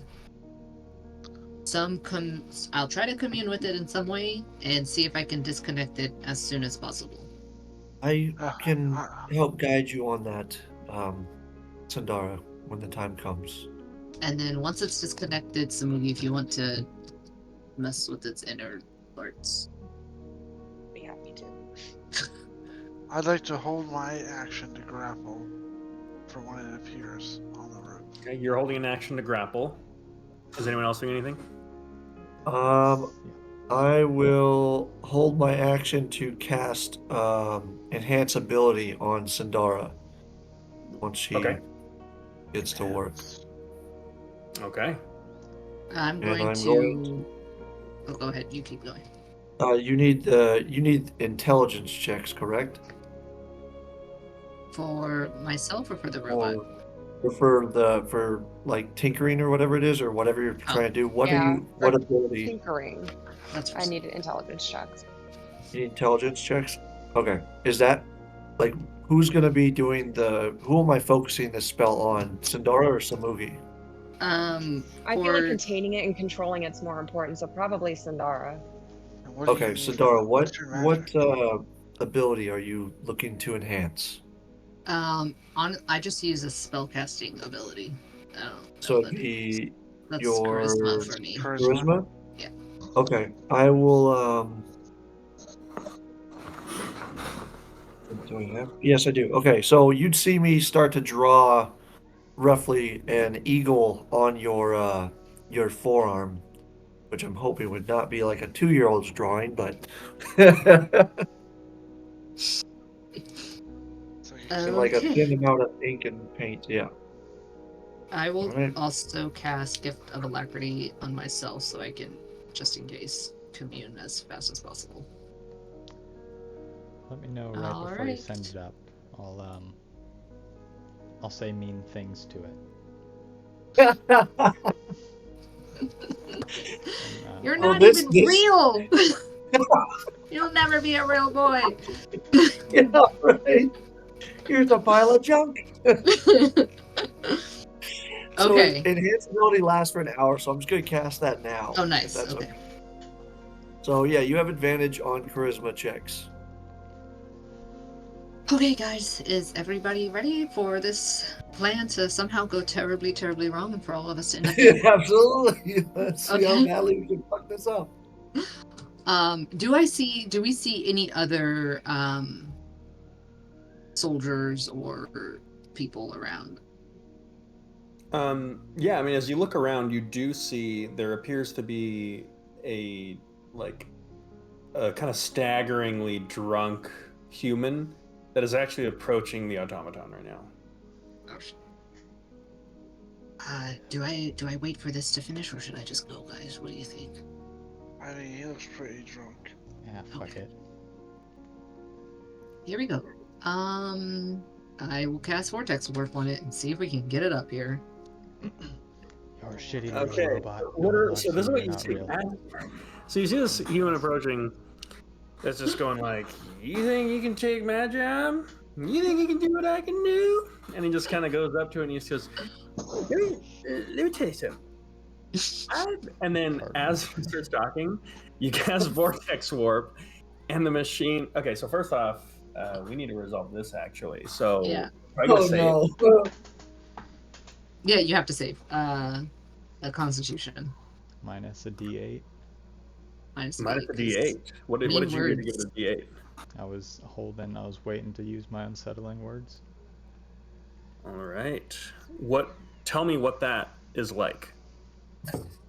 Right before Sandara does her thing, I just whisper out towards it, "You're not real. Your consciousness is fake. Give in." Suddenly. Okay. So the sky almost darkens as you hear Vale's voice utter a curse that echoes throughout the city. I'll be honest, it makes everyone here feel a little scared. You're like, I don't like it when you do that. And with that, you watch as the machine just kind of starts to twitch as the drunkard is telling it off. And with that, it just disappears and reapparates in front of you as there's this almost like electric buzzing sound. Grapple. I need everyone to roll initiative. Ooh, natural 1. Speedy Gonzalez. I got a 5 total. You rolled I'm glad I did that 1 and spell got ahead of 5 time. total? Actually, I don't need anyone to roll initiative. No. We just killed this all Spooky day. look like you got really good I initiative. also rolled a natural 1, so I'm Yeah. Perfect. We're wide awake today. Because I, on the other hand, got what's known in the business as a natural 20. So Ah. I shall actually be going first. Thank you very much, and you guys can all go after me. Question. PTSD flashbacks getting stabbed. If I was holding my action to grapple? You were holding your action, so you can do that first. Okay. That's athletics, correct? Mm-hmm. Well, that is a big old 14. Cool. Maybe. I've been rolling shit today, boys. Said that so evilly. Go ahead and roll another athletic check. That is 22. Okay. So you watch as it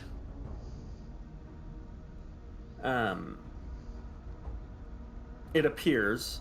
The stack jumps on it from behind and it just twists its torso in a full 360, throws him onto the ground in front of him, reaches out with a hand to pick him up, and it actually does. It grabs you by the chest, pulls you to your feet, at which point you just knock it off with your hammer.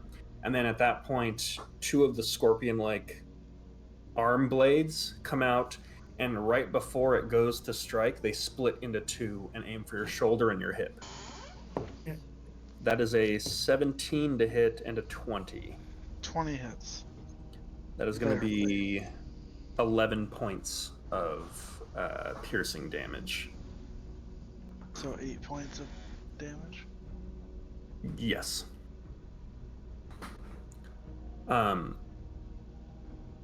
With that, you guys can all do your thing now. So who wants to go first? Yes, I probably should try to commune with it. Yeah. And I'm going to try to... Can I inspire you first? Oh, yeah, sure. Yeah, totally. I would love that. Don't fuck this up. So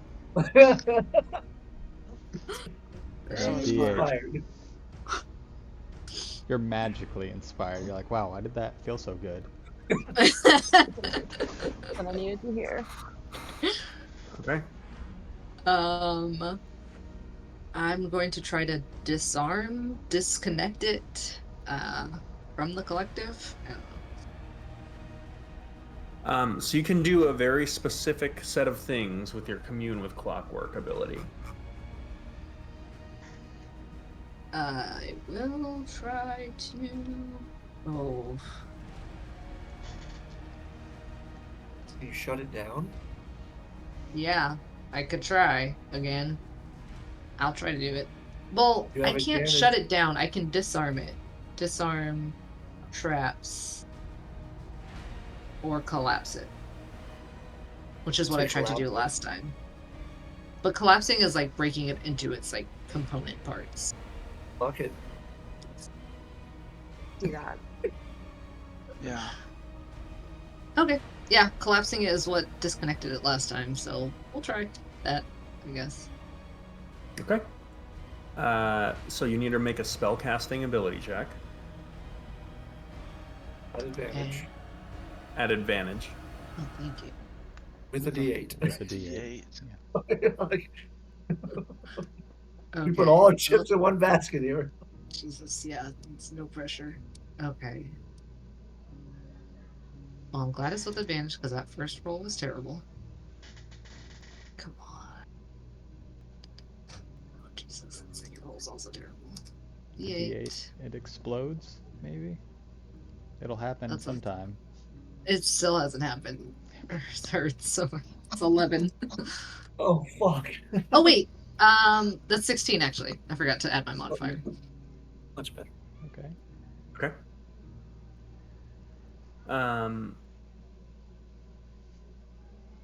So you commune with it, Better than this, right? and as you enter its consciousness,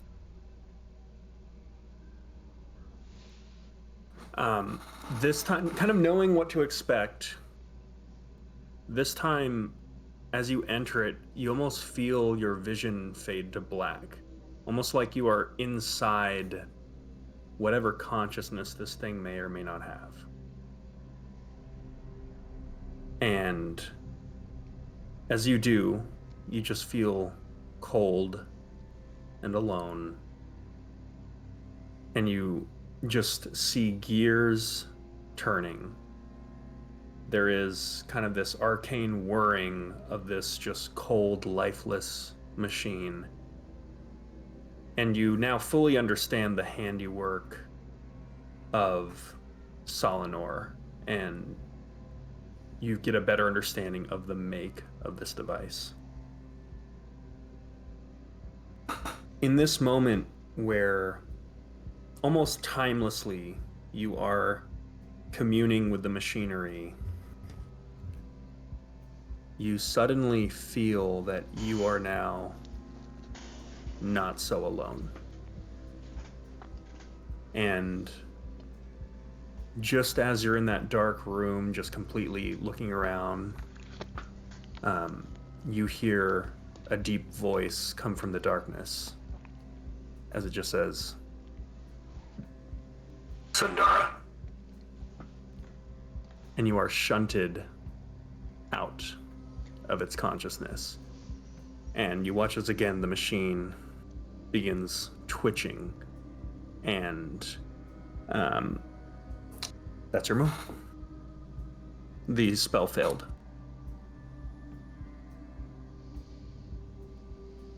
That's my move, guys. I sort of come back to my body, and I just like gasp, and I'm standing in place. Well, break it down the good old-fashioned way. Yeah, I'll take 2 attacks on it. Okay.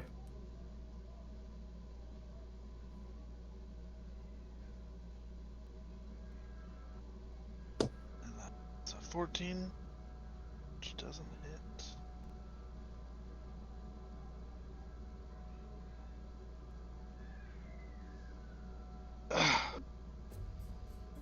I missed both times. Okay. So this, you watch as the machine is now just looking at you, Sundara. It's just looking at you and just like twitching. As Varric comes up from behind it, it 180 spins its torso, and with 4 blades, like General Grievous style, just parries expertly every single one of his attacks, and then turns back around and is again just looking at you and twitching. And once again, you hear the voice just say, I finally found you.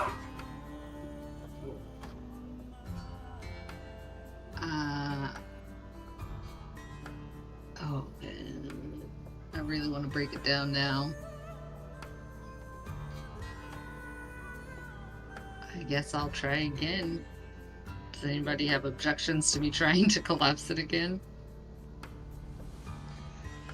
I don't.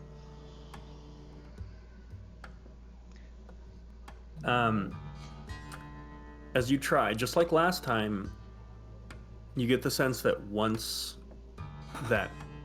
it is put into a... Tell you what, go ahead and make another spell I'm going to ask for a spell casting ability check to attempt to commune with it. And if you pass or fail, I'll tell you why.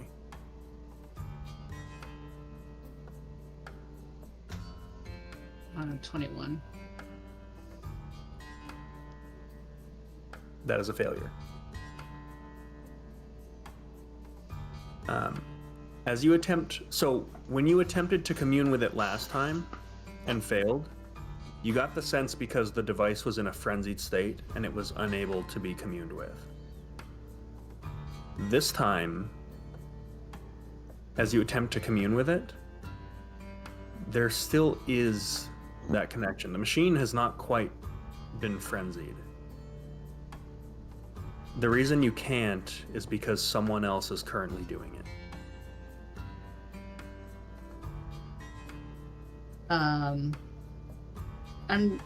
Guys, I'm sorry, he's too strong. And, unless anybody else goes, I'm just going to try to destroy it. With that, the voice once again kicks in. Sundara, I would never hurt you. Please, stop this. Talk to me.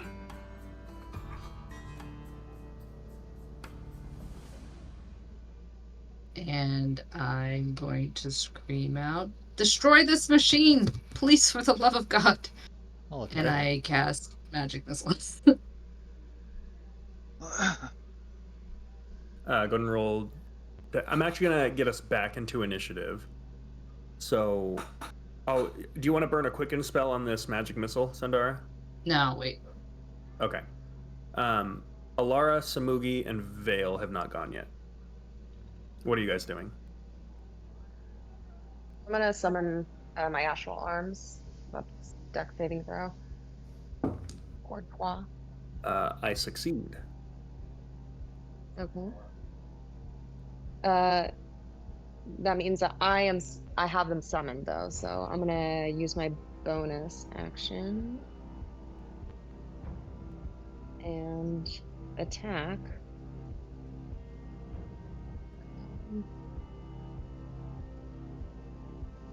That's a 22 to hit.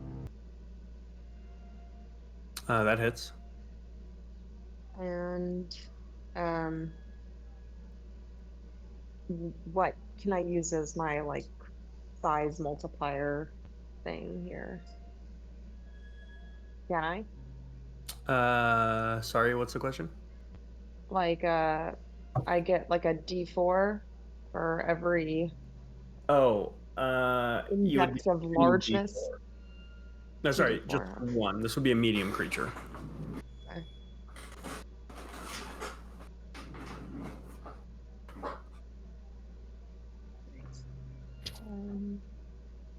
12 points Okay. of damage. And that's my move. Yeah. This thing is talking aloud or just in Sandara's head? You can all hear this. Okay. So it's no longer speaking in the third person. It's talking to Sundara.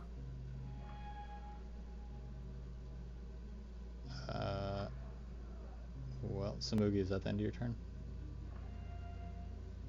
I'd like to jump on it as the tattoo slightly visible along my arm turns into a wooden thorny dagger, and I'm going to make 2 attacks, trying to target its little head protection like before, since that's where all the good stuff was.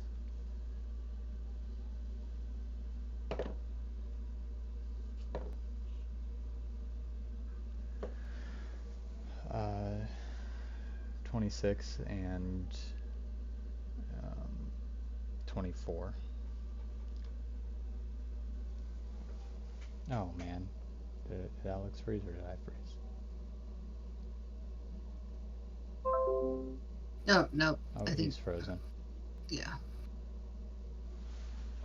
I feel like everybody was sitting really still, so I wasn't sure. Yeah. Wasn't even looking.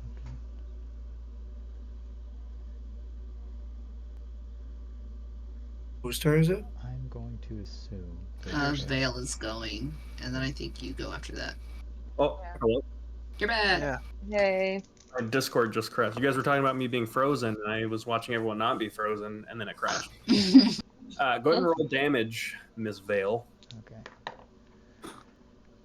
Well, I guess first of all, is it immune to necrotic damage? It is immune to necrotic damage. Okay, well then I do no damage. But Your weapon does purely necrotic damage? that is good to learn. I use my bonus action to cast Crimson Lash, which is necrotic damage. Oh, it's all necrotic. Oh, interesting. Okay. That's unlucky. So you reach out and you watch as like this red energy coming off this thorny dagger just passes harmlessly through the face of this creature. That's good. That affects Alara. what I would have.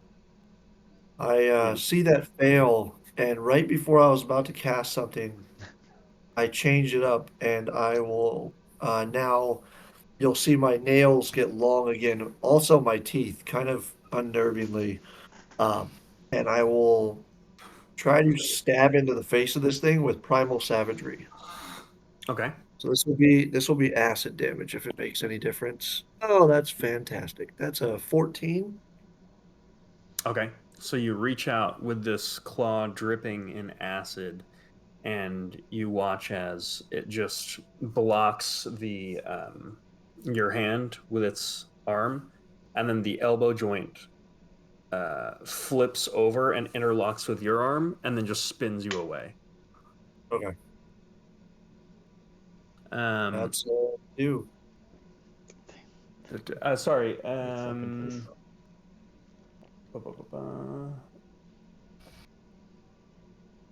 that since Sandara, you already went with the commune spell, that brings us back to its turn.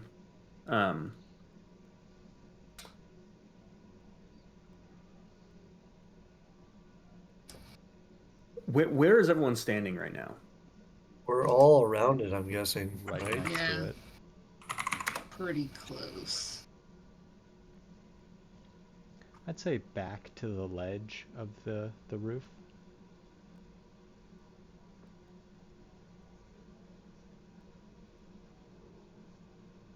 I mean, I'm within double stab range, so. You know, Is pretty however much up close in that is. center, up front and center. Okay. I'd be away from the edge. Just It is going to.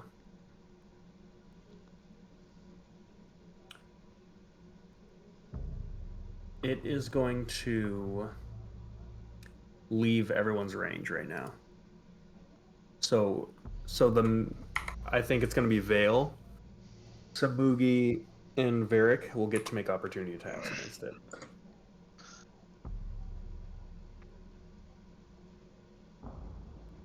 Okay. I guess I'll go first if no one else is gonna go. There's no point in me attacking. yeah, go for it. 22 to hit. 22 hits. I'd like to add a tripping attack to that. Needs to make a strength save.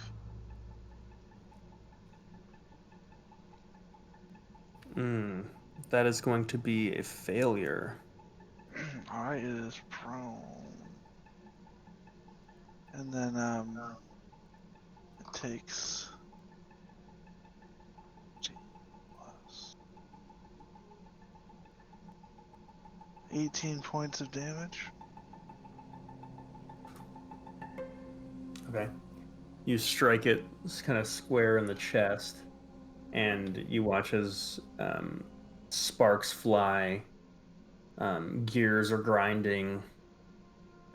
It's looking hurt.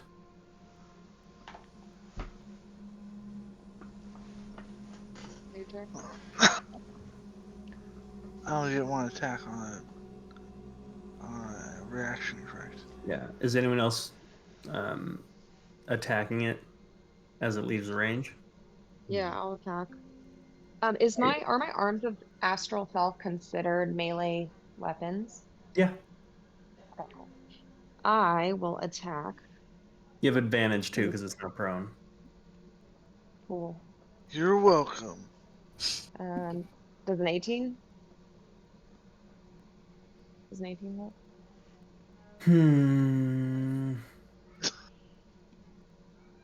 I'm deciding whether or not I Should want roll. it to hit because it can make it not hit. Yeah, an 18 does hit.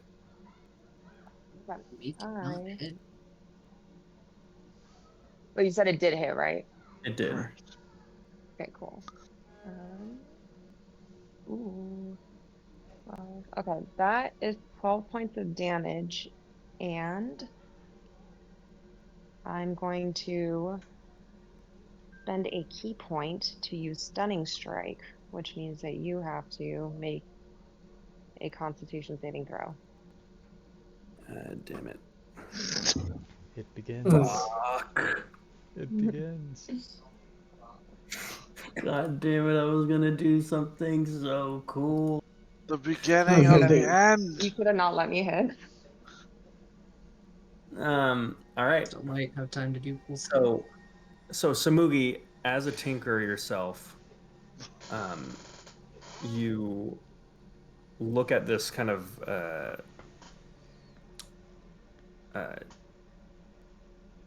you look at this device before you, and as it lays there prone trying to get up, you literally do like a spear hand with your astral hand, just pierce through the chest of this thing and rip out a gear just completely off like the rotary like pylon that it sits, and you watch as this thing is now completely like just twitching, and it is stunned.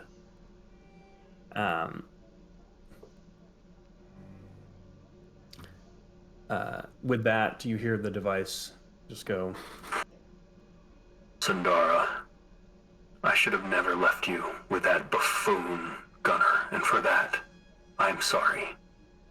Please, stop running from me.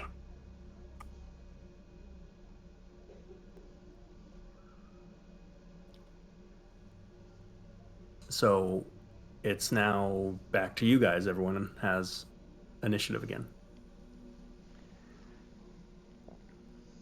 I want to smash. Okay. It's still prone. It is prone and it is stunned. What does that mean? However, it means you would have advantage. Shit. But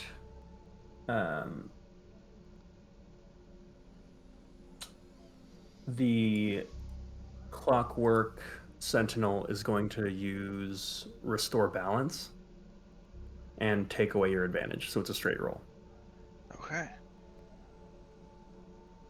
That's a natural 20. Okay. So restore all the fucking balance you want.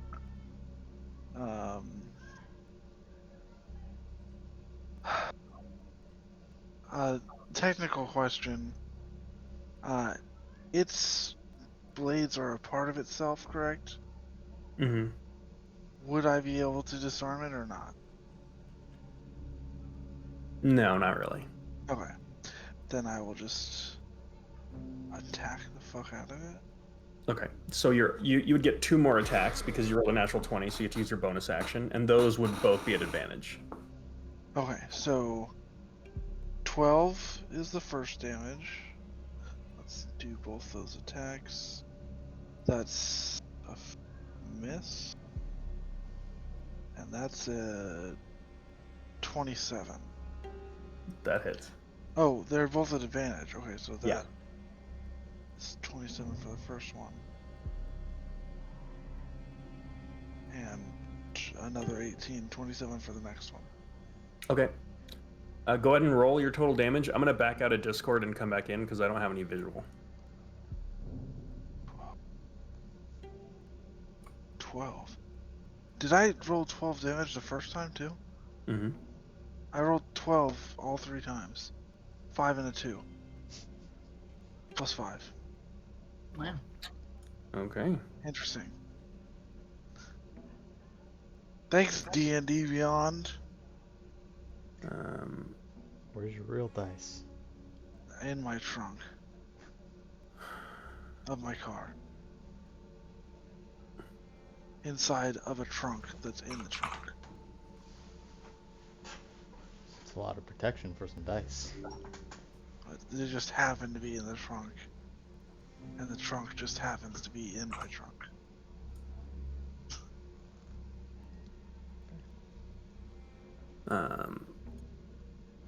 Okay, so do you want to do this or do you want me to?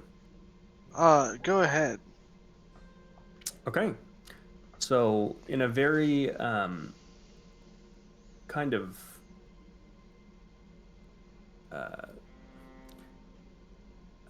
what's the word? Non-dignified way. Savage.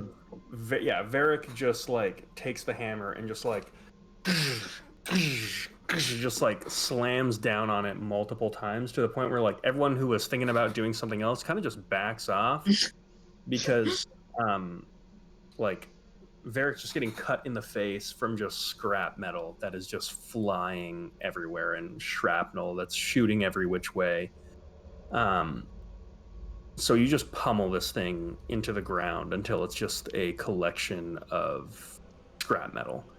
The lights on the residential location that you're on from beneath you turn on. And you kind of hear like concerned shouts coming from beneath.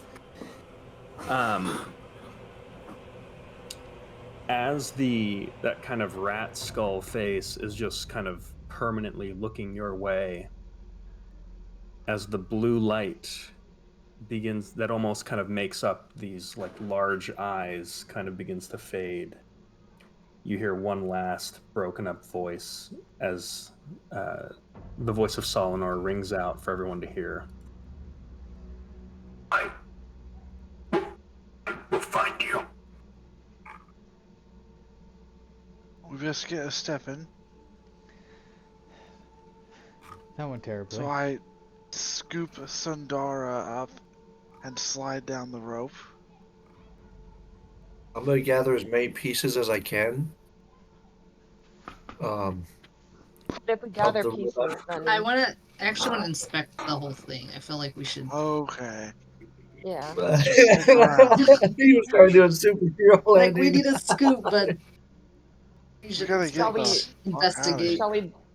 Shall we do a quick tinker, or do you just want to observe and leave it for say we the scoop engineer it to? down. Well, that's right. You're Um, trying to catch an engineer. Yeah, are we baiting the engineer, or are we trying to rebuild this thing? I want to I talk say to the we just- engineer. I don't, What? let's just investigate the thing, and then depending on what we find, let's just do some tinking. While they're Okay. doing that, I'm scooping up pieces. Okay. Well, don't take the Maybe- pieces. Yeah, I feel like I'm we, trying to we think. need those. We alerted the whole neighborhood. Now we're gonna rebuild this thing on the roof. Like nothing to see here. Like, it's all good. Like we need to get to safety. I agree with Eddie. We should get the fuck out of here. I'm gonna We need to jump go. jump off the rope. Like It breaks- okay, gracefully. I'm gonna let you guys collect your thoughts. I'm gonna try to restart Discord real quick. Okay. Okay. We're gonna- I'm more interested in the engineer now. Okay. Oh, you want? Okay. Well, shit. Let's So then let's should we just- hide. Let's Yeah, scatter let's just and like hide. push. Okay. Yeah. scatter. Okay, I mean, don't not scatter. scatter, but You know, scatter together. into an alley. Yeah. Wait, can I? Let's I push hope you guys this wouldn't mind off if the I- building. Would Push you it guys up. mind if I grab the fluid? Like, is it like a bottle of it that's in there? It's crushed. It's in the head and it's cracked. There's like a little bit you could try to collect. Okay. Okay, I'm gonna do like a 60-second investigation before finding a hiding spot. Make an investigation check. I'll let you double your proficiency for this since it involves tinkering. Investigation check. Investigation. 15. 15. Sure. So I need you to make a dexterity saving throw. Uh-oh. Shit. Do that. Oh. I am very dexterous. Oh, dexterous. My favorite Roman 19? Empire. Okay. You take 13 points of lightning damage. Jesus. As Get you trigger shocked. one of the traps. Shit. No problem at all. So as you kind of like look through it, investigating it, there's this like runic appearance where on the kind of fucked up pieces of scrap metal, all these different runes pop up, and there's literally just like this static discharge, and you are electrocuted. How heavy is this robot? You want to try to pick it up?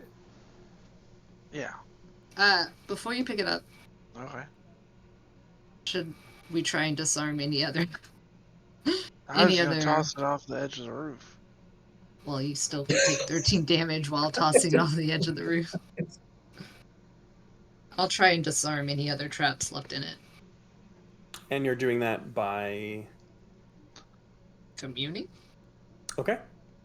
Disarm device? Yep. I was just seeing if you were doing it manually or what Oh, have God. you. No. Okay, so make a spellcasting ability check. That is. You're at advantage. At 22. advantage because it lasts for an hour. Yeah, So- 22. 22, is the DC that you need to Jesus beat Solonor's. Christ. Oh shit.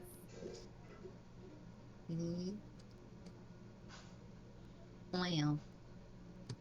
And I would say you would know that the difficulty of doing this is based on the differential between your spellcasting levels. Whoa. Yep. So the higher spells you are able to cast, the easier it is to do these contested checks. So this is the first time that you've hit the DC. So with that, Sandara walks over to this thing, kind of waves her hand over it very quickly, and you just watch as there's these 4 more sparks as you disarm 4 additional traps that were on this thing. Yes. So it is now untrapped. Okay, Can I Varric, throw- you can throw it over the edge now. Okay, can I lift it up? You can. And then I'm just kind of toss it off the roof. Okay. Just like, just a little oomph. So it's not straight down, but I'm not trying to like launch it. I mean, one way or another, it is straight down. No, I understand. I mean, a few feet away from the building. I see. Okay. Not So- not like I just drop it off the edge, like Yeah. Okay, so you throw it off the side.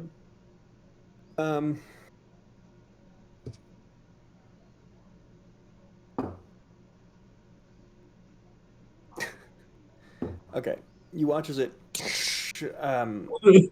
like multiple pieces clatter off. There's still just like one larger general piece of the machine. That would have been so fucking loud on a cobblestone street. Metal and he's so just playing. It sounds like a motorcycle crash, basically. Yeah. Should we just All stay right. up here and see if the engineer comes by? Or if it's a good idea. another... I sit down on the roof. Okay. You sit down on the roof and you guys are waiting. Yep. Okay, make a perception check. All of us? Sure. 13. The 20? Actually, wait, not why did- natural. 19. I forgot this 17. character can actually see. Unnatural 20. Okay. 14. After about 10 minutes, you watch as one of the Clockwork Sentinels slowly kind of approaches from like behind one of the pubs from around. What's interesting is that this one is not moving the way that you've seen the other ones move. It almost seems less robotic. It seems more human in the way that it's moving. And it's moving with intention. It's not walking in straight lines. It's kind of stopping at places of cover and like checking before moving. And it moves to the location of where the downed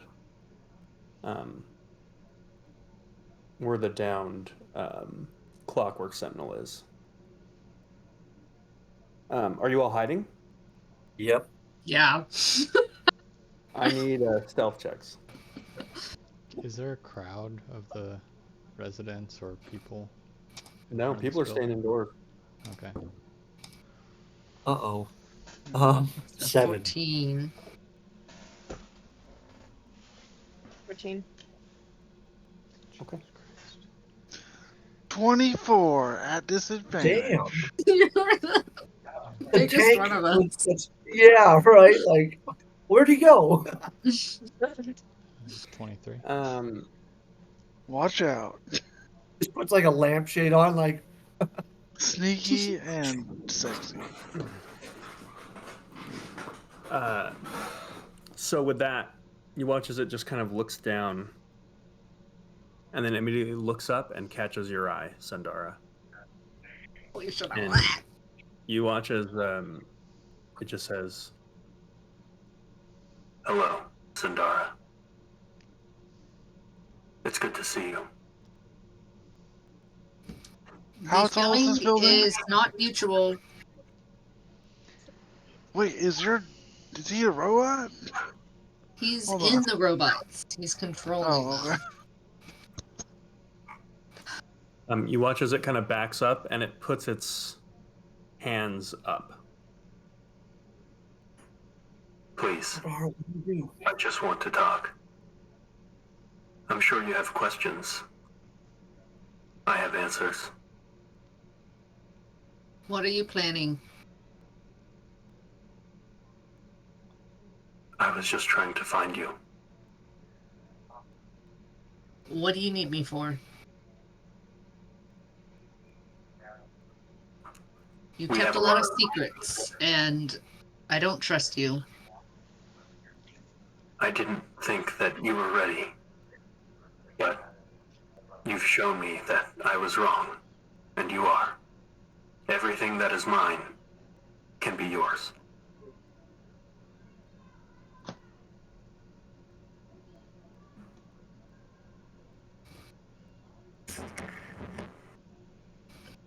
God, this is not good.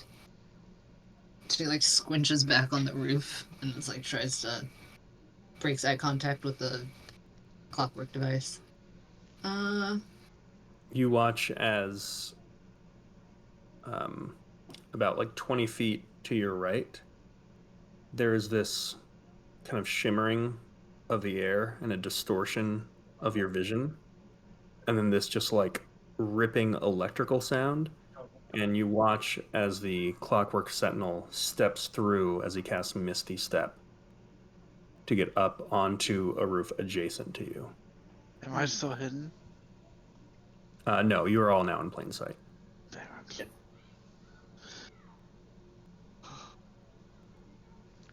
Let's just play nice. Please. Come have a word. I She don't think doesn't that go alone. is a good idea. I'd like to keep an eye out. See, are there any more of these robot things sneaking up behind us? Can I, like, sneak Specifically, yes. So, as you are keeping watch, you turn. Yeah. And you notice 3 more sentinels that are slowly approaching from the same direction as this one. These ones are moving in that more robotic fashion. We need to go. Sandara, we need to go now. We do not have time for this.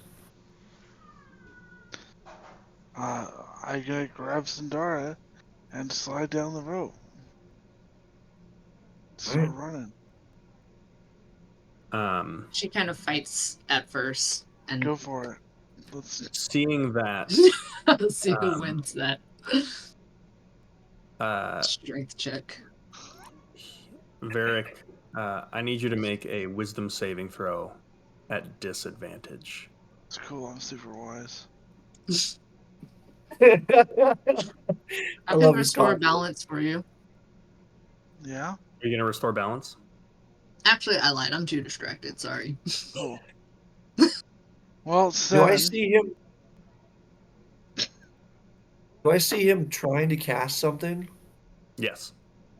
Can I Thorn Whip? Because I'm obviously gonna think that's offensive. Can I Thorn Whip his foot and try to pull him the fuck off the roof? You can after. You can't do that as a reaction. Okay. Okay, gotcha. 7. Okay. You feel your body just freeze as the Sentinel casts a heightened spell. And it growls at you. Don't touch her. Don't leave. Okay, Solinor, leave them alone. If you want to talk, we can talk. but don't hurt them. You watch as it just kind of flips its hand, and you're released from the spell. I will talk to you on my terms, and they're not right now. I don't trust you, and I don't trust the situation we're leaving. You bear a curse from your time in the prison. The tattoo on your neck. Gunnar was meant to spare you this curse, and the fool failed to do so, against my instructions. Find a healer who can remove it.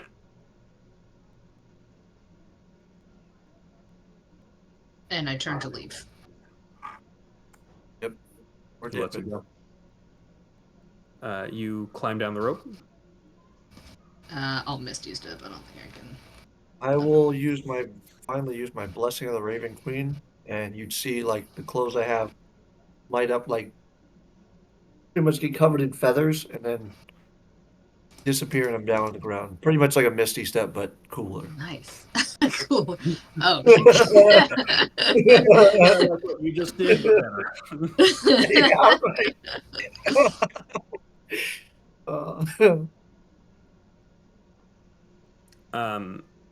As this happens, you see that drunk individual who is currently urinating on the clockwork sentinel that you dismantled, and you hear him just go, ha, ha, "Happens to the fucking best of us, I guess." Not to me though.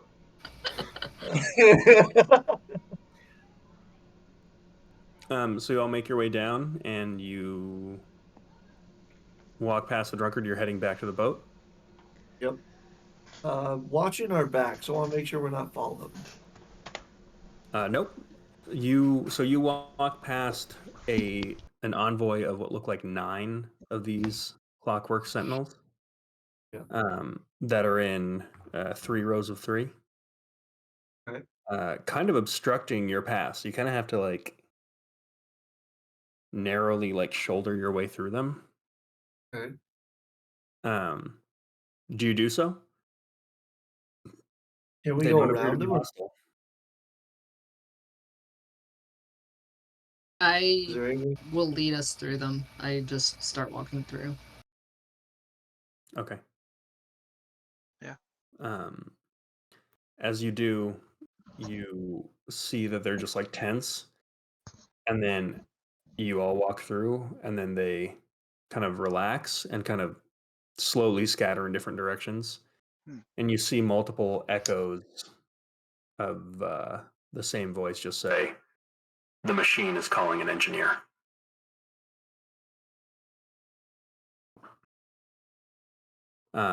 You turn and look, and there's just that one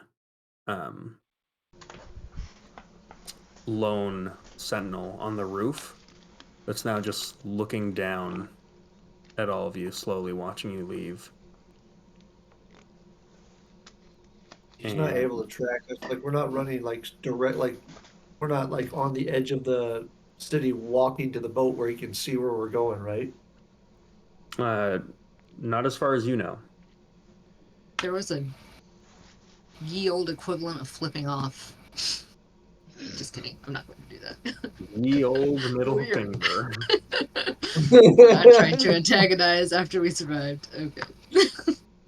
Okay, so you make your way back to the boat.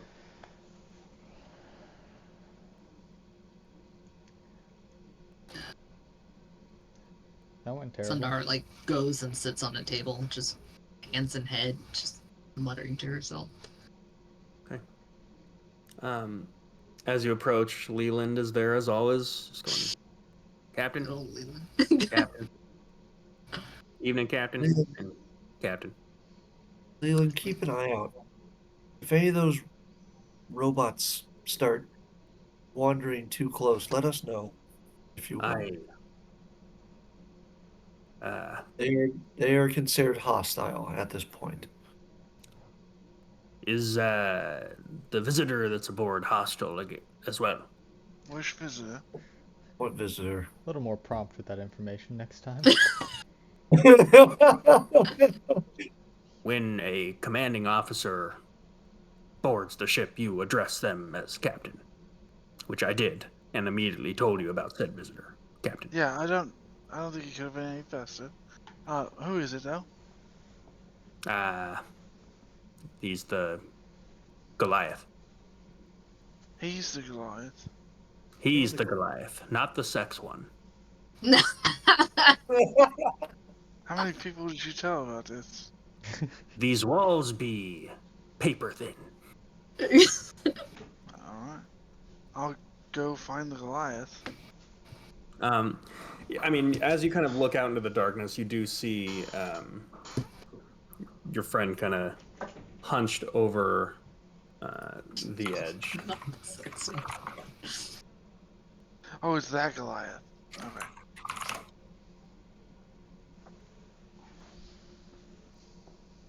So, I'm gonna cast just for the fuck of it. I'm gonna again, Eric, remember the ring. And I grab him by the hand and show him the ring, and mutter something. And I'm casting warding bond on him just for the fuck of it. That'll last for an hour. why right now?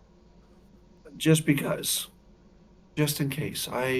Something with all this, I don't trust anything right now. Okay. I go up to my contact. Okay. How's the Undertavern doing with all this commotion up top? Well, business is getting complicated. You guys looking to maybe uncomplicate it?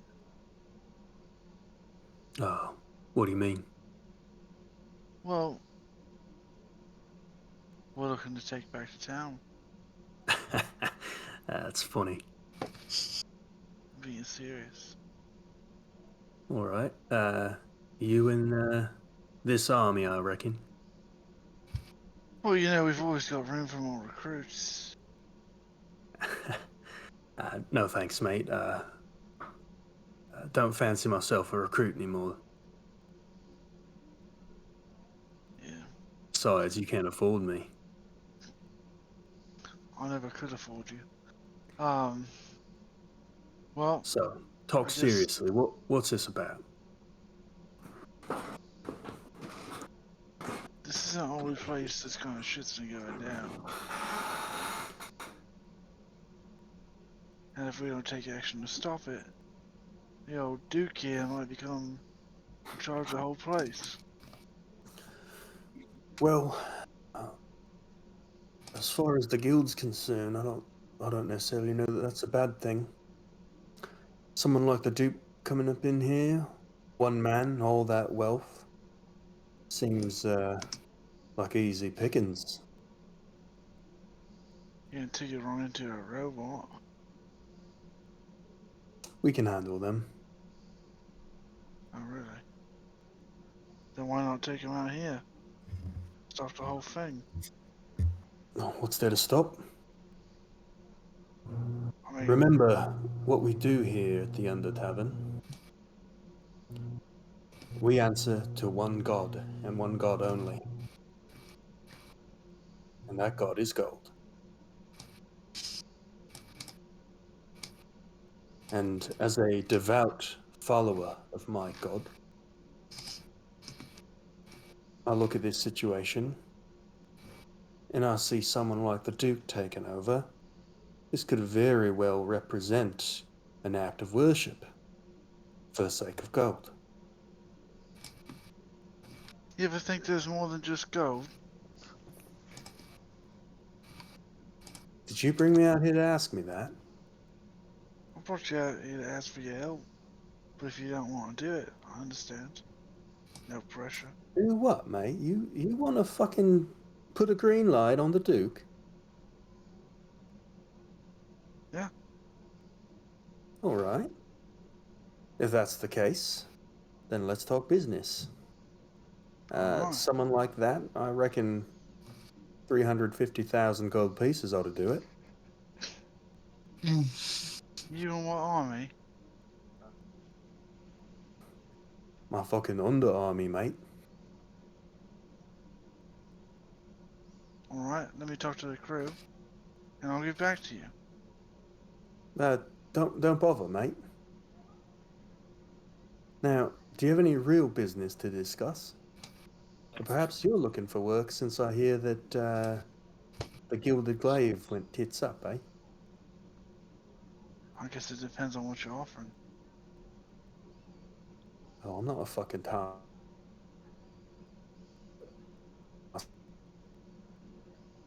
Now what?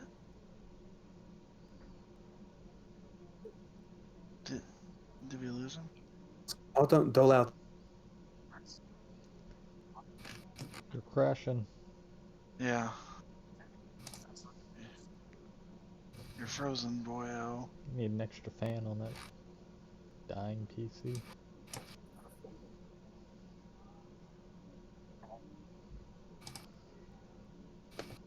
Dude, nobody wants to fucking help us.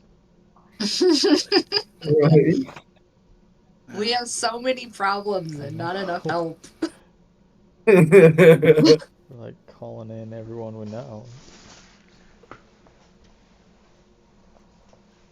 No. Who said that? I don't know. Oh man, we're so screwed. Hello? Yeah, Oh, hey, There Ed. we go. All right. So jumping back into it, He doesn't dole out the jobs. yeah. we don't have enough money. Like I was saying, come down underground, and you talk to Fitz. We'll get you All sorted out with something. Hey, you could be my recruit. How about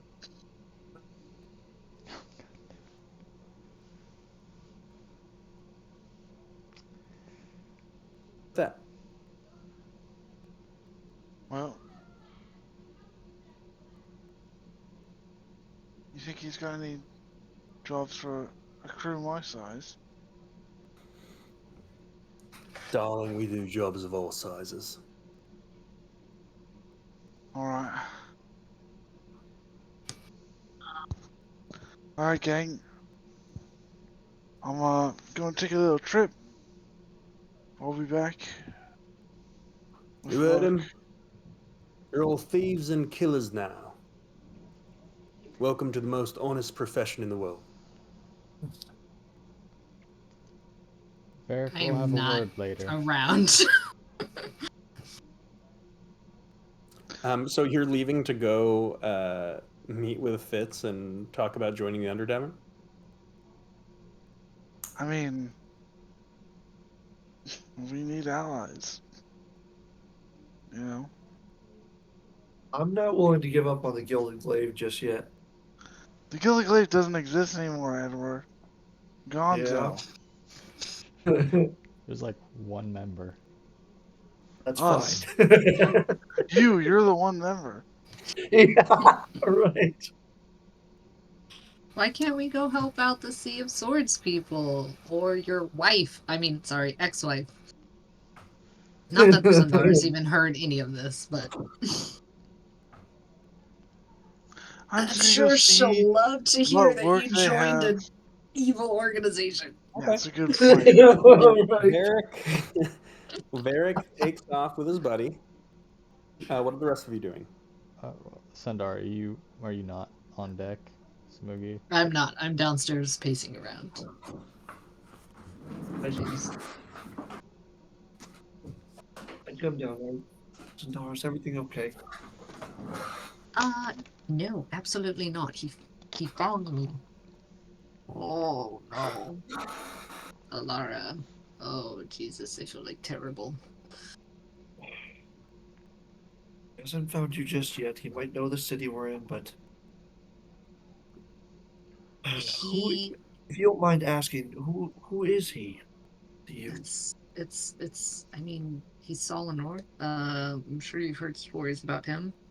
I didn't, and before I met him, because I'm from the middle of nowhere, and we didn't have any stories about this shipbuilder. Um, he found me after I left Valindri, and I was pretty much at my worst because I didn't understand the world and was by myself and alone, and he has powers, very very strong magic, uh, that left me speechless, and I wanted to.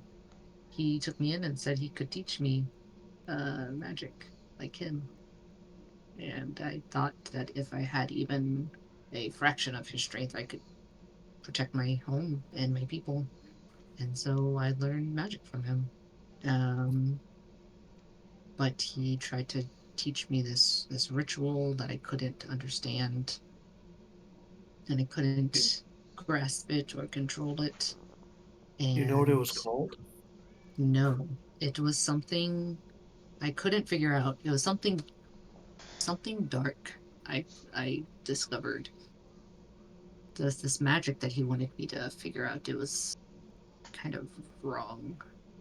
And so I tried to study it more to try and at least figure out what it was. But that's when he started hiding things and locking doors, taking away my. I couldn't just like go to and from places like I was able to before. And then when I finally decided I needed to leave, he found me, and he's a very strong mage. I never stood a chance. I'm pretty sure he just knew my plans all along to take this magic and get out. And he gave me to Gunner. He looked me in the eyes when he gave me to Gunner, and he said that he told me to come back to him when I was ready to fulfill my purpose, whatever that was. And he looked me in the eyes and dropped me in the hands of the iron fort guards like it was nothing. And a part of me Sorry. is afraid that I will be forced to fulfill this purpose, but there's another part of me that's just afraid of how enticing his strength is and wanting to be as strong as him. And today, that was all realized in one moment, and so everything sucks now. Don't worry, as long as we're here and you are as safe as you can be, I promise you that. He knows I where can we understand are. being At any moment, what maybe stops him from coming onto the ship and just stealing me away? he would have to go through a lot of us to get to you. None of us are willing to part with you just yet. I understand being enticed by power.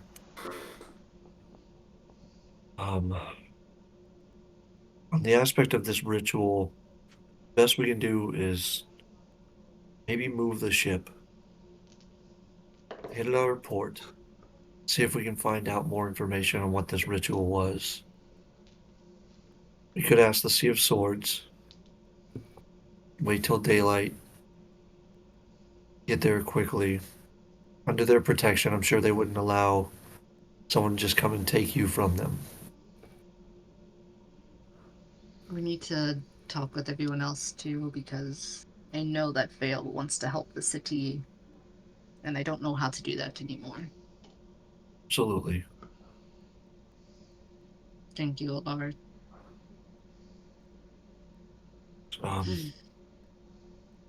I'm going to go study some of my spells. Um, I'll be in one of the common rooms, wherever would be a normal place to study. Um, and that's what I'll be doing for the next 4 hours, if you guys don't mind. Or if you need me for anything. Okay.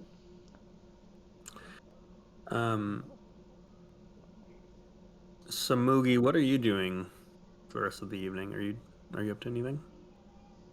Nothing in particular. I think Snowy is just gonna probably stand guard or, watch out or something. Okay. Vale?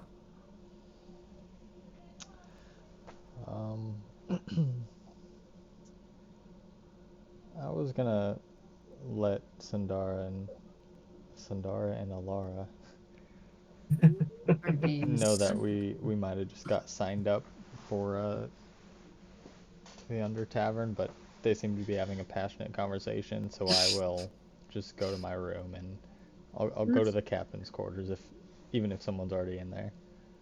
Did you peek downstairs, Vale, at all? Just enough to hear that you guys were talking. Sundar would actually want to go talk to Vale too.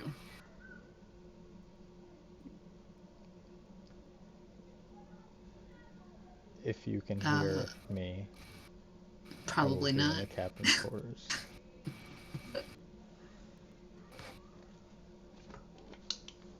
Vale, do you know about this curse on that Solomon?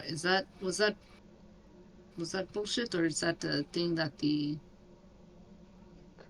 prison actually does? Is this No, yeah, all the tattoos are cursed. I didn't tell you guys that?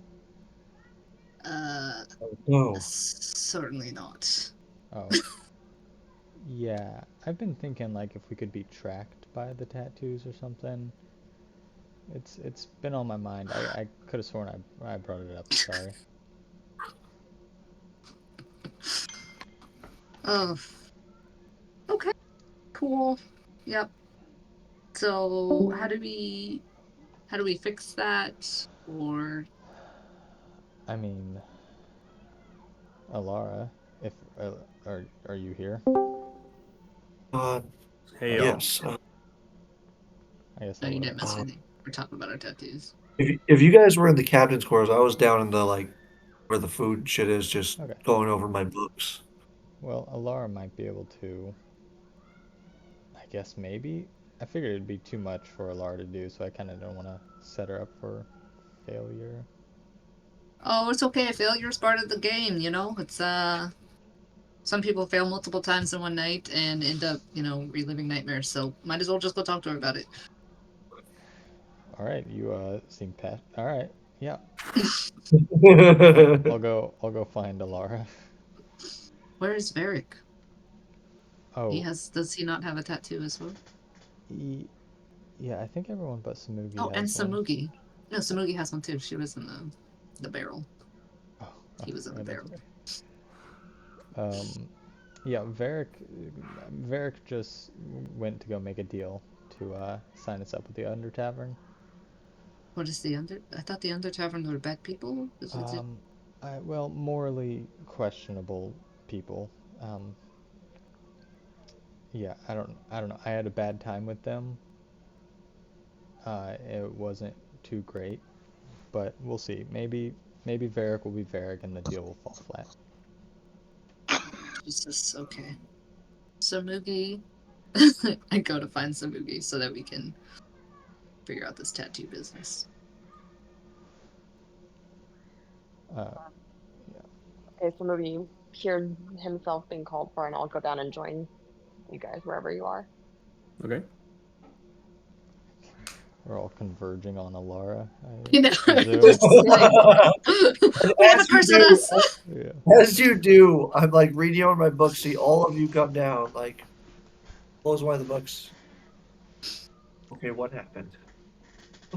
So, remember when Solanor told me that there was a curse?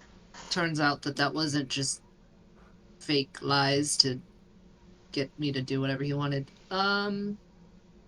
Vale said that the curse is real, and we all have a curse on us. And that seems like it might be your specialty. Yes, I can handle that. Let me just go through my books. Okay. I've got the one ready. Let me study on it for a couple more hours, and then I will get to work on trying to remove those for you. For now, I say we all just sit tight. If you want to get some rest, you can. I will have everything ready in the morning if that's okay with all of you. Wait! Sandara Tom. stands up. Oh, If someone told me about the curse and he wants me to remove the curse, should I not leave the curse on, actually? What does the curse do? I don't believe I have magic to identify curses. Um, that's not really my field of study. Oh.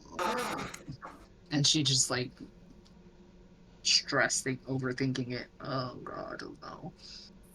I don't even know if is there a way to identify a curse? Where's Kazik? Anyone who is proficient in Arcana would know of a pretty common spell called Identify. Yeah. Oh, right. If I'm not only- trained in Arcana, so that makes sense. If only we could identify things. Oh, Wait a minute. Hold on. I run back to the captain's quarters and run back out with a sort of dusty telescope thing we haven't used in ages. So I'm sure it has all 3 charges by this point. Sandara, since you're so concerned, here, you can do the honors. Okay. I'll look at your tattoo with the scope. I don't know how this thing works. Yeah, that's pretty much it. You look at it, and this thing is bright with some kind of ancient Dwagar magic.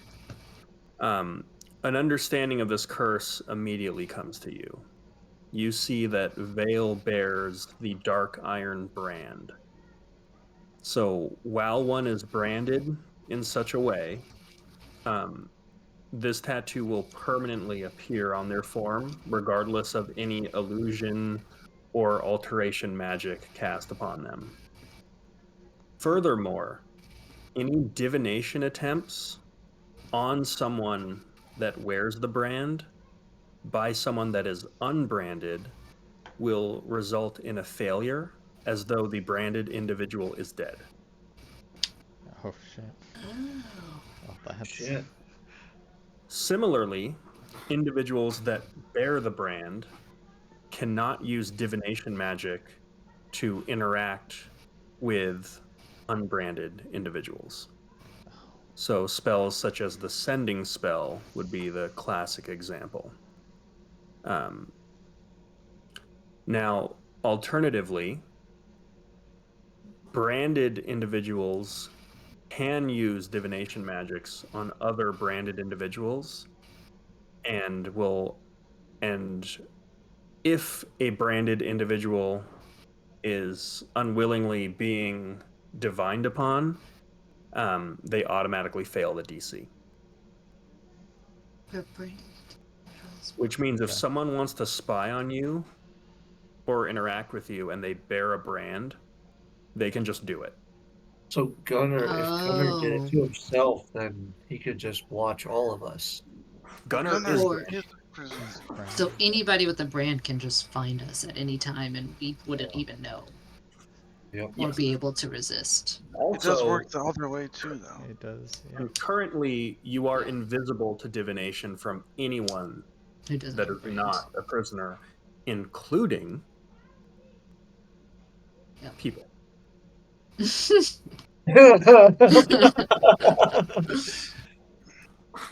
So Sandara, you kind of now wonder, because like Solinor is about the most powerful mage you can imagine.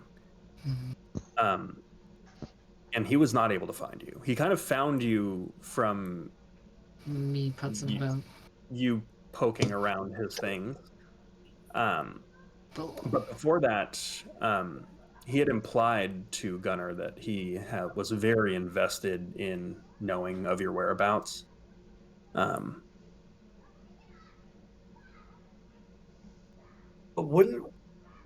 But with that, wouldn't he just go to Gunner and be like, all right, where the fuck is she? And then he could just tell her where she is. If he was branded. If Depending on Gunner's level of cooperation, Actually, yes. yeah. Well, this is a pickle. I hate pickles. I think it's best to get them removed as soon as possible, but while we have them, now that we know that, we might be able to look at some important people. A light Or bit of some protection. important people might be able to look at us. Oh, yeah, of course. That's why we try to take them off. Some people don't want to be found by important people. Yeah, Oh, that's understandable. Oh shit. This is He doesn't with divination magic, do you have to know the person's name or just what they look like? Because if it's just on what one looks like, he knows my face, and I'm the only one that's not marked. I think it's like if you're familiar with them. Okay. I'd say it's a Should we- Well, I will should make we- sure to stay very unfamiliar. Does anybody actually know? Are any of us capable in I was like, is this a divination? spell any of us can figure out? I don't think. I'm looking. I don't think I can. How much, I saw you bought diamond dust earlier. How much of that do you have left? I have, I think, 200 gold worth. I want to say. Yeah. I don't know if the tattoo or the brand is going to be stronger, but I can make it to where we can't be spied upon. Really helps when trying to sneak into someplace, you know. Yes, that would be. I can Very do it useful. twice. I need 50 gold though in total, 25 each time I cast it. Lasts for 8 hours. So I mean, definitely you, Sundar, if you're worried about him. I mean, why else would he tell me that? Tell me about this brand if it wasn't so that he could find me on his own. He just told me it was a curse. He didn't say that it was, oh, it's a curse and I can't look at you. Oh no. good point.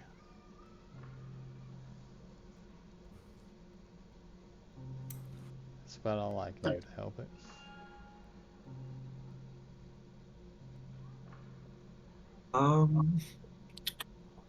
I don't really We have can anything do- that can protect us, but I do have the ability to see a familiar area we are. This clairvoyance, I do have the ability to cast that if we ever need it, or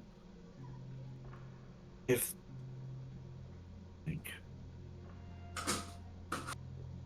I can also, well, that would be do.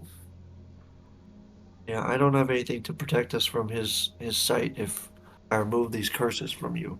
I mean, maybe I myself am not going to be looking for anybody else with divination.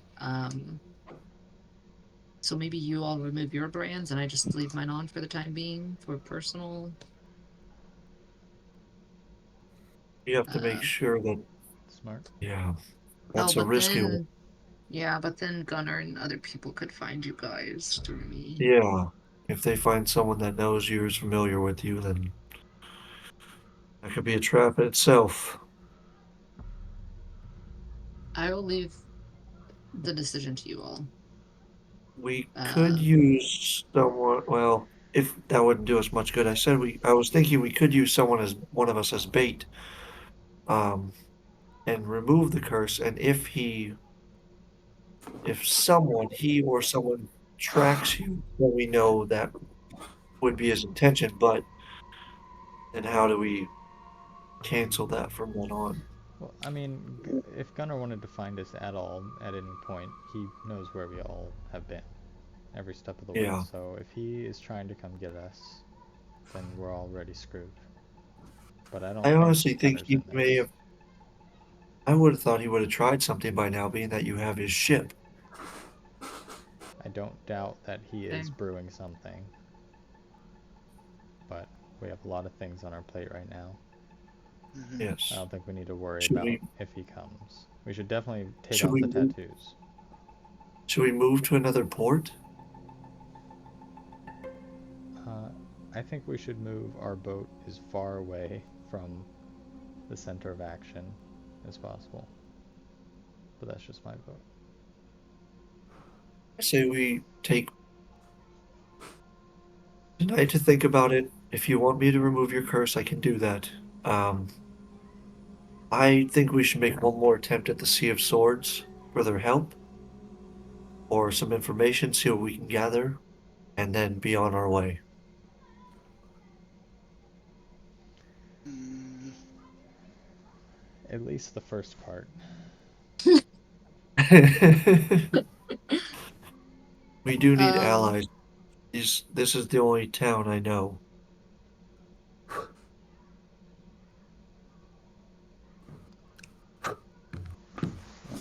We can come back to it in the Okay. morning. I'm going to bed. You're going to bed. Okay. Let's rest and hope that Varric doesn't die overnight, I guess. I would within the next 4 hours, I'm going to what's that the Glyph of Warding. I'm going to take that spell on my list. And where to put it? Oh wait, that's an expensive spell. Actually, I don't have that much money. I'll Yep, give you never money. mind. We need the 200 gold worth of powdered diamond, and I got plenty of incense. I was gonna say we have a good diamond deal from somebody. I can't remember what it was, but That's to remove a curse. No, not to remove a curse. That was to do the Glyph of Warding. I think we should put that on the entry point again. oh yeah, we should. I was Oh, thinking there. actually to put it on the door to get down here. It's a good idea. Because if they get on they can enter the ship from different angles, but there's only one door to get down here. What sort of spell are you thinking of putting a spell or Yeah, I was gonna do. explosive I was gonna rune? do the exploding one, What? the explosive runes. Unless you have a more powerful spell you can lay on it. I mean, last time we did fireball, that was pretty good. Yeah, fireball would be very fantastic. Okay, I will do that while Okay. while we're resting. Fireballing the door. Yep. Yep, fireball door. So I'm gonna take Glyph of Warding, cast that, and then take the rest of the 4 hours to rest. And yeah, that'll be my night into the morning.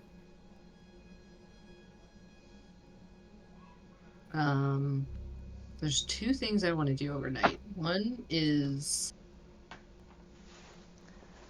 talk to Smoogie and ask about creating another tinkered device, a little clockwork device. And I even hand her like a tiny little blueprint and all of the supplies that I bought like 17 sessions ago. I can't remember. But to create like a small little clockwork device that I can keep on my person. And then the other thing is I want to like delve or commune deeply with the ship and see and make sure, confirm that there's no like that Solinar isn't like his consciousness isn't lurking in the ship anywhere. Okay. Yeah. And it's you a ship. com- I don't. Yeah, I don't trust it. You commune with the ship. I mean, that's a fucking scary thought.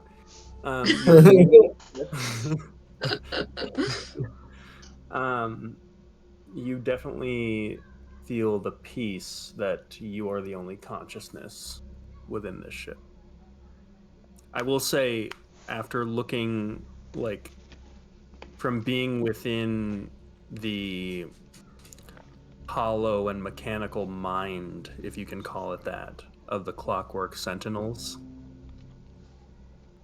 The So similar framing of the sentinels and the ship is a little bit. I don't know how that would feel for you, Sandara, but it might feel a little disconcerting. yeah, yeah.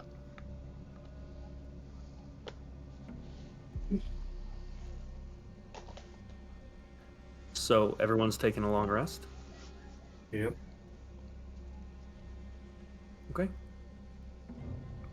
And the password for the glyph will do the same as always. Is clock. Oh, I was going to make little bracelets for us Oh, okay. that we can Cool. That all works. wear. Oh yeah, that's awesome. All right. Oh, so And it then doesn't as activate. yeah, and if you're bringing anyone past the glyph, just hold their hand so that they're technically like have the bracelet too. Yeah. Lest we blow up a friend someday. Better tell your ex-wife about this. we're like, oh no. Just coming on to get laid and ends up getting blown up. Oh goodness. All right. I've never had to change my spells so you're all- often. Like, All handed your. yep. Got robot voice. Losing them. He froze again. Oh no. It froze for me. Yeah.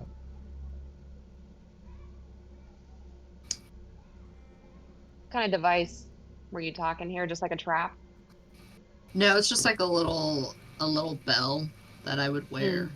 so that I could eventually cast Tiny Servant on it and it could alert us Oh, of things. Veil. Oh, okay.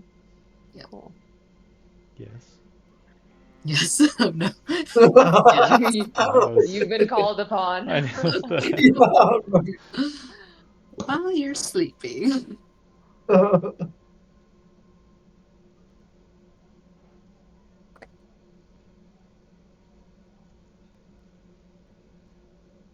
I don't like it. Still trying to decide spells.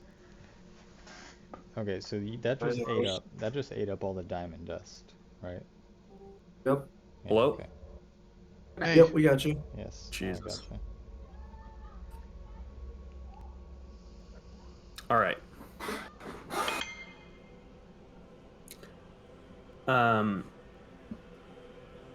Last thing we You know heard what? was fail. Yeah. Just heard an ominous. Turned. It's been ominous the whole session. Veil. As you finally find rest after this long day, you quickly find yourself falling asleep, and you feel it's a restless sleep because you find yourself tossing and turning throughout the night. And at one point, you notice that within your room, there are no longer any walls. And there is no longer any light. You are on a cold and wet cobblestone floor. You can just make out the shape of the black ink lake. And you find yourself in the ruins that you used to sleep in when you just met Clock and Thanya. And from the lake itself, you watch as the water breaks and ripples as a voice booms from within the lake. The voice of Gunnar, as it just says, Cassius. The Maneth family does not die so easily, it seems. And that's where we'll end the session. Son of a bitch. That's unfortunate. Oh, Damn it. okay. Well, I put up I have a bunch of protection spells now, like fucking I don't know how to split my spells now. I'm too. Someone would be like, oh well, we need this. Like fuck. We're trying to do I so have many that things. spell. I just don't have it prepared all the time. I feel like you guys were kind of like threading the needle on a minefield, and then Yeah. you dove on like 3 at once. Oh man. Oh shit, Varric doesn't know that we put a glyph of warding up. Nope. Usually I kind of let you guys figure this out, but I was so excited about this one that I just had to say it. As far as you knew, Duke Beaumont thought you were dead, Cass. Yeah. Because that was the instruction he gave to Gunnar. Gunnar didn't kill you, and you escaped, and you don't know if Gunnar ever told that to the Duke. And then you told one of his henchmen, the Manath family does not die so easily. Yeah. So it was Is I didn't Gunnar an expect it to ally come back to then? bite me this easy. Or this quick. well, the message was passed along. Wondering if Gunnar's gonna end up being like the enemy of my enemy is my friend kind of deal. There may Oh, be some complicated relationships here. Oh, really? So far what you've heard of is a lot of the other oligarchs are not so pleased with Gunnar. Okay. Whether or not you can use that, we shall see. But fuck Yeah. that thanks ass for over. tuning into the session, everybody.